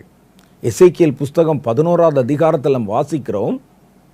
எசேக்கியேலை கர்த்தர் எடுத்துக்கொண்டு போய் தேவாலயத்தின் உள்பிரகாரத்தில் நிறுத்தி அங்கே ஜனங்களுக்கு எதிராக ஆலோசனை பண்ணி கொண்டிருந்த தேசத்தினுடைய பிரபுக்கள் ரகசியமாக உட்கார்ந்து இருக்கிறாங்க. கர்த்தர் எசேக்கியேலை பார்த்து அவர்களுக்கு விரோதமாய் தீர்க்க தரிசனம் சொல்லு என்றார். எசேக்கியேல் தீர்க்க தரிசனம் சொல்ல எத்தனித்த போது என்ன சொல்ல வேண்டும் என்பதை கர்த்தர் அவருடைய வாயிலே போட்டார். அவர் அந்த வார்த்தைகளை பேசின போது அங்கே ஜனங்களுடைய பிரதிநிதியாக பிரபுவாக தலைவனாக இருந்த அந்த பெலத்தியா என்பவன் உடனே செத்து விழுந்தான் என்று வேதத்தில் எழுதியிருக்கு. அப்போ பழிகாரனை அடக்கி போட அவன் மேலே கை வைக்கலை, பட்டயத்தை எடுக்கலை, சண்டை போடலை. ஒரு தீர்க்க தரிசனம், அந்த தீர்க்க தரிசனம் எதிரியை, சத்துருவை, ஜனங்களை சங்கடப்படுத்த போகிறவனை அழித்து விட்டது. அப்போ நம்முடைய பிள்ளைகளுடைய வாயிலிருந்து புறப்படுகிற தீர்க்க தரிசனம் குறி சொல்லுகிற தீர்க்க தரிசனம் அல்ல. மற்றவர்களுக்கு நடுவிலே தன்னை உயர்த்தி கொள்வதற்கும் தன்னை ஒரு ஸ்பெஷல் சைல்டு மாதிரி காட்டிக்கொள்வதற்கும் அப்படியெல்லாம் பயன்படுத்துறதில்லை. உங்கள் பிள்ளைகளுடைய வாயிலிருந்து புறப்படும் வார்த்தைகள் பழிகாரனை அடக்கி போடணும், பகைஞனை அடக்கி போடணும், அவனுடைய கிரியைகளுக்கு எதிராக அந்த தீர்க்க தரிசனம் வெளிவரும். இது கர்த்தர் கொடுத்த வாக்கு தத்தம். கர்த்தருடைய சத்துருக்களின் நிமித்தம் வருகிற தீர்க்க தரிசனம், பொல்லாத பிசாசை கட்டுகிற தீர்க்க தரிசனம், அவருடைய கிரியைகளை சொல்லி அந்த கிரியைகளை மடங்கடிக்கும்படிக்கு கர்த்தருடைய வார்த்தைகளை வாயிலிருந்து புறப்பட பண்ணுகிற தீர்க்க தரிசனம். அவருடைய வாயிலிருந்து பட்டயத்தை போன்ற வார்த்தைகள் புறப்படுமா. அப்போ நம்ம பிள்ளைகளை கர்த்தர் எவ்வளோ ஒரு விசேஷித்த நோக்கத்துக்கு வச்சிருக்கிறார் பாருங்க. அந்த பிள்ளைகளின் கையில் நீங்கள் பைபிளை கொடுக்காம ஃபோனை கொடுத்தா என்ன அர்த்தம்? உங்கள் பிள்ளைகளை சமூக வலைத்தளத்தில் அடிக்ட் ஆக்கினா என்ன அர்த்தம்? சாத்தான் அதை விரும்புகிறானே. நீங்களே என்ன செய்கிறீங்க? அம்மா வேலையாக இருக்கிறேன், அப்பா வேலையாக இருக்கிறேன், இந்த ஃபோனை பார்த்துக்கிட்டு சும்மா தொந்தரவு பண்ணாத என்று பிள்ளைகளை நம்ம தானே இந்த அடிக்ஷனுக்குள்ளே பழக்கணும். அப்போ கர்த்தர் வைத்திருக்கிற இவ்வளோ பெரிய திட்டம் நிறைவேறாதபடிக்கு பிள்ளைகள் 24 மணி நேரம் அதில் உட்காந்துருக்கிறாங்க. என் பிள்ளை எந்த விதமான சேட்டையும் பண்ண மாட்டான், அமைதியாக உட்காந்து தான் உண்டு, தன் ஃபோன் உண்டு. அதுதான் ஆபத்து. அதுக்கு சேட்டை பண்ணிடலாம் அவன். இது ஆபத்து. உங்கள் பிள்ளைகள் கட்டப்படுவார்கள். அவருடைய நாவு கட்டப்படும், அவருடைய இருதயம் கட்டப்படும். வேதம் அதை சொல்லுகிறது. அப்போ பிள்ளைகளுக்கு கர்த்தர் என்ன கொடுக்கிறார் பாருங்க, ஒரு அபிஷேகம், ஒரு வரம், தீர்க்க தரிசன வரம், ஒரு அதிகாரம். என்ன அதிகாரம்? நம்ம ஏற்கனவே வாசிச்சோமே, பழிகாரனை அடக்கி போடுகிற அதிகாரம். 4வது, உங்கள் பிள்ளைகளை கர்த்தர் ஜெபத்திலே பயன்படுத்த போறார். யோவேல்ல முதல்ல நம்ம வாசிச்சோமே 2வது அதிகாரத்தில், அதில் அவர் என்ன சொன்னார்? உங்கள் பிள்ளைகளை, குழந்தைகளை கொண்டு வாருங்கள். எதுக்கு கொண்டு வந்து என்ன செய்வான்? ஜெபம் பண்ணுவான் தேசத்துக்காக. பிள்ளைகளுக்கு ஒரு கடமை. யோவேல் 2வது அதிகாரம் 15ல் 16ல் போட்டிருக்கு, ஜனத்தை கூட்டுங்கள், சபையை பரிசுத்தப்படுத்துங்கள், முதியோரை சேருங்கள் உபவாசத்துக்கு. பிள்ளைகள் உபவாசிக்கட்டும். பிள்ளைகளும் பாலுங்கிற குழந்தைகளையும் கூட்டுங்கள். கர்த்தர் தேசத்துக்கு இறங்கன்னா பிள்ளைகள் வாய் திறந்து ஜெபிக்கணும். பிள்ளைகளுக்கு ஒரு ஜெப அபிஷேகம், பிள்ளைகளுக்கு ஒரு தீர்க்க தரிசன அபிஷேகம், பிள்ளைகளுக்கு ஒரு வரம், தீர்க்க தரிசனம் உரைக்கிற வரம், பிள்ளைகளுக்கு ஒரு அதிகாரம். ஒரு சத்துருவை கட்ட முடியும், அந்த அதிகாரத்தை கர்த்தர் கொடுக்கிறார். அப்போ இவ்வளோ விலையேற பெற்ற கர்த்தருக்கு பெரிய திட்டத்தை, சித்தத்தை நிறைவேற்ற போகிற ஒரு புதிய தலைமுறை, கடைசி கால குழந்தைகள் உங்கள் வீட்டில் இருக்கிறாங்களா? எவ்வளோ பெரிய ஆசீர்வாதம் பாருங்க. அந்த பிள்ளைகளை நீங்கள் சத்துரு கொண்டு போக இடம் கொடுத்துடாதீங்க. அவன் பறிக்க முயற்சி பண்ணுறான் உங்கள் கையிலிருந்து. கர்த்தருடைய கையிலிருந்து உங்கள் பிள்ளைகளை வெளியே கொண்டு வர முயற்சி பண்ணுகிறான். அதற்கு அவன் பயன்படுத்துகிற காரியங்கள் தான் சமூக வலைத்தளங்கள், சோஷியல் மீடியாஸு, ரீல்ஸு, அது இதுன்னு நிறைய இருக்குது. இவைகளுக்குள்ளே பிள்ளைகளை அடிக்ட் ஆக்கிட்டா பிள்ளைகள் தேவனுடைய கையிலிருந்து மாத்திரம் இல்லை, உங்கள் கையிலிருந்தும் அவன் அபகரித்து விடுகிறான். பிள்ளைகளை மாத்திரம் இழந்து விடாதீர்கள். வீட்டில் தான் இருக்கிற மாதிரி இருக்கும், ஆனால் அவர் விசுவாசத்தை விட்டு உங்கள் கையை விட்டு இழந்து விடாதபடிக்கு கவனப்படுங்கள். அப்போ என்ன செய்யணும்? பிள்ளைகளுக்கு நல்ல காரியங்களை சொல்லி கொடுங்கள். உங்கள் பிள்ளைகளை உட்கார வச்சு பேசுங்க அவங்களோட. நாமளே உட்காந்து பல மணி நேரம் ரீல்ஸ் பார்த்துட்டு அப்படியே உட்காந்துருக்குறோம். பிள்ளைகள் வந்து அம்மான்னு சொல்லும், உள்ளே போடா, எல்லாம் வந்து எல்லாம் இருக்குது, வந்து மேஜையில் இருக்க போட்டு சாப்பிடு அப்படின்னு நாமளே இதில் அடிக்ஷனாக இருந்தால் பிள்ளைகளை எப்படி நம்ம காப்பாற்றுவது? பிள்ளைகளோட நேரம் செலவழிங்க. பிள்ளைகளோட உட்கார வச்சு அவங்க யார் என்ன செய்கிறாங்க எல்லாம் பேசுங்க. பிள்ளைகளுக்கு நல்ல காரியங்களை சொல்லி கொடுங்கள். லோத்து தன்னுடைய பிள்ளைகளுக்கு நல்ல காரியங்களை சொல்லி கொடுக்கல. அவனை சுற்றி இருந்த சமுதாயம் கொடுமையும் அசுத்தமும் ஆபாசம் உள்ள சமுதாயமாக இருந்தது. ஆபிரகாமிடத்திலிருந்து பிரிந்து வந்து சோதோம் கொமோரா என்ற இடத்துல போய் குடியேறினார். நிறைய ஆடு மாடுகளோட. அவருக்கு 2 பெண் பிள்ளைகள். அவங்க அந்த ஊரில் இருந்தாங்க. இவருடைய நோக்கம் முழுசும் அந்த ஆடு மாடுகளை பார்க்கறது, பராமரிக்கிறது. அந்த சமுதாயம் இருக்கு பாருங்க, சோதோம் கொமோரா சமுதாயம், அவர்கள் பாவத்தை பச்சை தண்ணி மாதிரி குடிக்கிறவன். இப்போ இருக்கிற இதே சமுதாயம் தான், இப்போ இருக்கிற இதே மாதிரி தான். வேதம் சொல்லுதே, லோத்துவின் காலத்தில் எப்படி நடந்ததோ மனுஷகுமாரன் வரும் காலத்தில் அப்படியே நடக்கும். மனிதர்கள் விற்பதும் கொள்வதும் பெண் கொண்டும் பெண் கொடுத்தும் வெள்ளம் தங்களை வாரிக்கொண்டு போக மட்டும் உணராமல் இருந்தாங்களே நோவாவின் காலத்தில், அது மாதிரி நடக்கும். லோத்துவின் காலத்தில் நடந்ததை போல வன்மையான, வெளியே சொல்ல முடியாத பாவங்கள் மலினமாகி பெருகி இருக்கும் சமுதாயத்தில். அப்போ அந்த நேரத்தில் என்ன செய்யணும்? தன் பிள்ளைகளுக்கு சொல்லணும், ஒரு சமுதாயம் அப்படித்தான் இருக்கும், உங்களை சுற்றி இருக்கிற ஜனங்கள் அப்படித்தான் இருப்பாங்க, ஆனால் நாம் கடவுளுடைய பிள்ளைகள், கடவுளுடைய வாக்குத்தத்தத்துக்கு அழைக்கப்பட்டவர்கள். கடவுளுடைய வாக்குத்தத்தத்து நிமித்தம்தான் நம்முடைய ஊரை விட்டு, தேசத்தை விட்டு பிரிந்து வந்து நம்ம இங்கே குடியிருக்கிறோம். நம்ம எங்கே குடியிருந்தாலும் நம்ம விசுவாசத்தை விட்டுறக்கூடாதுன்னு பிள்ளைகளுக்கு சொல்லிக் கொடுக்கணும். லோத் அதை சொல்லிக் கொடுக்கல. அதனால் என்ன ஆனது? அவன் உலக பார்வை உடையவனாய் இருந்தான், பிள்ளைகளை குறித்து கவனிக்கவில்லை. பிள்ளைகள் தாங்கள் வாழ்கிற சமுதாயத்தில் இருக்கிற கெட்ட பழக்க வழக்கங்களை கற்றுக்கொண்டார்கள். சோதோம் கொமோரா பட்டணம் அழிக்கப்பட்ட போது அந்த குடும்பமே வெளியே ஓடி வருது. கர்த்தர் காப்பாற்றினார். ஓடி வர்றாங்க. ஆனால் நீங்கள் ஓடும்போது பின்னால் திரும்பி பார்க்காதீங்கன்னு சொன்னான். லோத்துவின் மனைவி பின்னால் திரும்பி பார்த்து உப்பு தூணாய் மாறி போனாள். தன் பிள்ளைகளை மாத்திரம் அப்படியே பிடித்து கொண்டு அவர் இழுத்து கொண்டு ஓடி வருகிறார். 3 பேர் தப்பிச்சிட்டாங்க. ஒரு மலை குகையிலே தங்களை ஒழித்து கொண்டிருக்கிறாங்க. பட்டணம் அழிஞ்சு போச்சு. ஆடு மாடுகள் அவருடைய மேய்ப்பர்கள் எல்லாம் அழிஞ்சு போயிட்டாங்க, உள்ளே இருக்கிறாங்க. இந்த பிள்ளைகள் 2 பேரும் ஒருவரோடு ஒருவர் என்ன பேசிக்கிறாங்கன்னா, 2 பேருமே அந்த பெண் பிள்ளைகள் அவங்க பேசுகிறாங்க, நம்ம இருக்கிறது 3 பேர் தான் இருக்கிறோம், நம்முடைய வம்சம் இனிமேல் பெருகாதபடி அழிஞ்சு போயிடும், ஆகவே நம்முடைய தகப்பனோட உறவு கொண்டு பிள்ளைகளை பெற்றுக்கொள்ளலாம், வம்சம் பெருகி கொள்ளலாம் என்று சொல்லி அவர்கள் தன்னுடைய தகப்பனோட அவன் மயக்க நிலைமை இருந்தபோது அவனோட உறவு வைத்து பிள்ளைகளை பெற்றுக்கொண்டார்கள். அதில் ஒரு பிள்ளைக்கு பேர் மோவாப் என்று, இன்னொருவனுக்கு பேர் அம்மோன் என்பது. இவர்கள்தான் மோவாபியர்கள் என்றும் அம்மோனியர்கள் என்றும் 2 பெரிய ஜாதியாக பிரிஞ்சாங்க. கர்த்தருடைய சாபம் அவர்கள் மேல் இருந்தது. மோவாபியனும் அம்மோனியனும் 1000 தலைமுறை மட்டும் ஆலயத்துக்குள்ளே பிரவேசிக்கக்கூடாதுன்னு சொல்லி கர்த்தர் அவர்களை சபித்தார். ஒரு தகப்பனோட அவருடைய சொந்த பிள்ளைகள் மகள் பாவம் செய்து பிள்ளைகளை பெற்ற சரித்திரத்தை நம்ம வேதாகம காலத்தில் வாசிக்கிறோம். ஏன் அந்த மன துணிவு எப்படி அவர்களுக்கு வந்தது? இது தப்பு பாவம் என்ற அந்த சிந்தனை ஏன் வரவில்லை? ஏன்னா லோத்து தன் காரியத்தை சொல்லிக் கொடுக்கவில்லை, பிள்ளைகளுக்கு அதை கற்றுக் கொடுக்கல. அதுதான் வேதம் சொல்லுது. அடுத்து 2வது காரியம், பிள்ளைகளுடைய தவறுகளுக்கு நீங்கள் துணை போகாதிருங்கள்.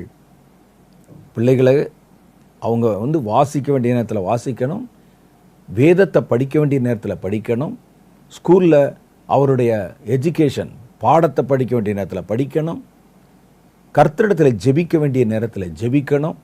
அவர்களுடைய பாவத்திற்கு நீங்கள் துணையாக போகாதீங்க. நான் முழுவதுமாக அதை அவாய்ட் பண்ண சொல்லலை, அது முடியாது உங்களால். ஆனால் அதில் எதை பார்க்கணும், எவ்வளோ பார்க்கணும் என்று சொல்லி பெற்றோருக்கு ஒரு கடமை இருக்கிறது.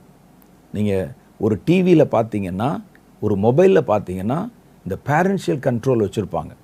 ஒரு பெற்றோர் அதை கட்டுப்படுத்தணும், அவனுக்கே தெரியுது. நீங்கள் நினச்சா அதை கட்டுப்படுத்தலாம், ஆனால் யார் அதை கட்டுப்படுத்துகிறோம்? பிள்ளைகள் மாத்திரம் பார்க்கக்கூடிய விஷயத்தையாக பார்க்குறாங்க. நாம் அவர்களுக்கு துணையாக நிற்கிறோம். ஃபோன் வாங்கி கொடுக்கறது, அதை இயக்குவதற்கு சொல்லி கொடுக்கறது, அதில் ரீல்ஸ் போடுவது, குடும்பமாக சேர்ந்து ரீல்ஸ் போடுவது, பிள்ளைகளை அதில் ஆரம்பத்திலேருந்தே பழக்கப்படுத்துவது, அவருடைய பாவத்திற்கு துணை போகாதிருங்கள். அப்படி துணை போனால் பிள்ளைகள் காணாமல் போயிடுவாங்க, கையை விட்டு போயிடுவாங்க. வேதம் அதை சொல்லுகிறது. பிள்ளைகள் தவறு செய்யும்போது அவர்களை தயக்கம் இல்லாமல் கண்டியுங்கள். ஏலியை நம்ம பார்க்குறோம் சாமுவேல் காலத்தில். ஏலி தன் பிள்ளைகளை கண்டிக்காமல் போன பாவம், அதனால தான் அந்த பிள்ளைகள் 2 பேரும் ஒரே நாளில் மரித்து போனார்கள். ஏலியினுடைய பிள்ளைகள், அதை பற்றியெல்லாம் நீங்கள் தெரியும் உங்களுக்கு. அப்போ கர்த்தருடைய காரியத்தை உங்கள் பிள்ளைகளோட பேசுங்க, ரொம்ப முக்கியம். பிள்ளைகளை உட்கார வச்சு தேவனுடைய காரியத்தை நீங்கள் பேசணும்.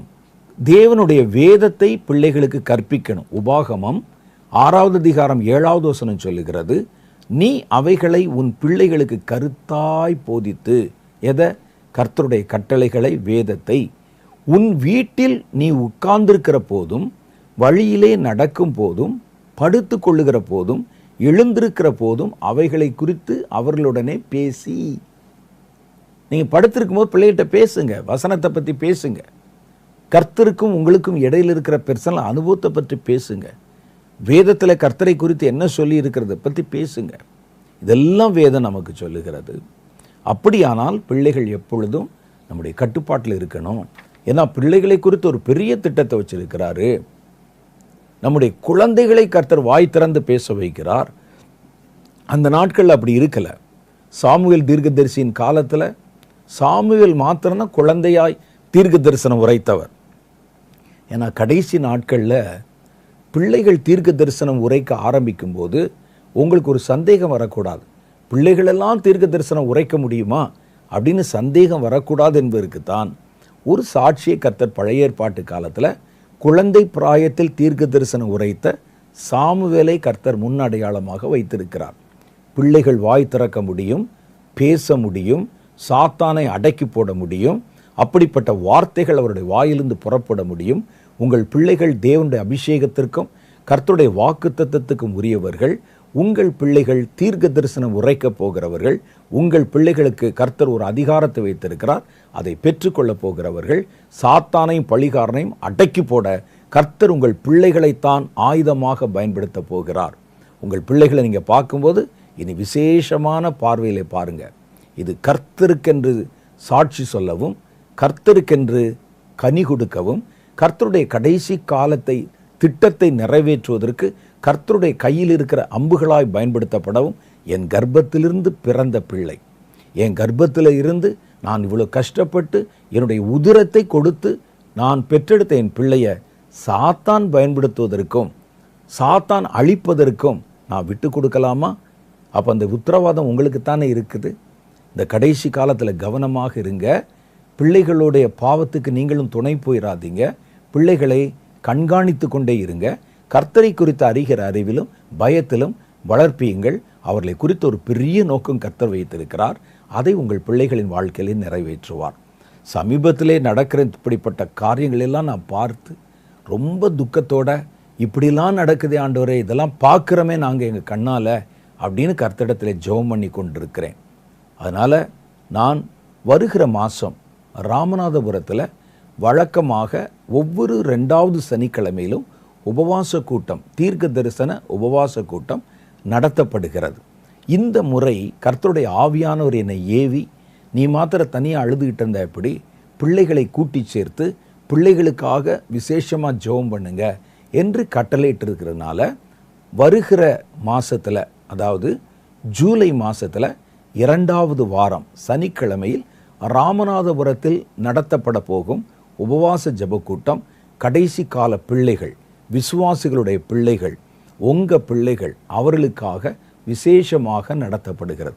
ஒருவேளை உங்களுக்கு சமயம் வாய்த்தால், உங்களுக்கு வந்து கலந்து கொள்ள முடிந்தால், உங்களுக்கு கீழ்காணும் விலாசத்தில் நீங்கள் ஃபோனில் தொடர்பு கொண்டு உங்களுடைய பெயர்களை, குடும்பத்தின் பெயர்களை முன்பதிவு செய்து கொள்ளுங்கள். ஏன்னா நாங்கள் நடத்துகிற கூட்டத்தில் முன்பதிவு செய்யாமல் யாரும் உள்ளே வர முடியாது. அது விசேஷமாக தேவனுடைய பிள்ளைகளுக்கும் தீர்க்க தரிசன அனுபவம் உள்ளவர்களுக்கும் தான் நடத்தப்படுகிறது. அதனால் சும்மா நீங்கள் வாட்டு புறப்பட்டு மற்ற கூட்டங்களுக்கு போகிற மாதிரி இங்கே உள்ளே வர முடியாது. நீங்கள் தயவுசெய்து முன்பதிவு செய்து கொண்டு, நாங்கள் வர்றோம், பிள்ளைகளை அழைத்து கொண்டு வருகிறோம் என்று வாங்க. விசேஷமாக இன்றைக்கு நம்முடைய பிள்ளைகளுக்காகத்தான் நான் ஜெபம் பண்ண போகிறேன். எல்லா குழந்தைகளையும் கர்த்தருடைய கையில் ஒப்பு கொடுத்து தேவன் தம்முடைய திட்டத்தையும் சித்தத்தையும் அவர்களே நிறைவேற்றுவதற்காக அவருக்காக மன்றாடி நான் ஜெபம் பண்ண போகிறேன். வாருங்கள், இணைந்து ஜெபிக்கலாம். இப்போ நம்ம தலைகளை தாழ்த்தி நமக்காகவும் நம்ம கையில் கர்த்தர் கொடுத்த பிள்ளைகளுக்காகவும் நம்ம ஜெபம் பண்ண அழைக்கப்படுகிறோம். ஜெபிப்போமா? ஜெபிக்கலாம்.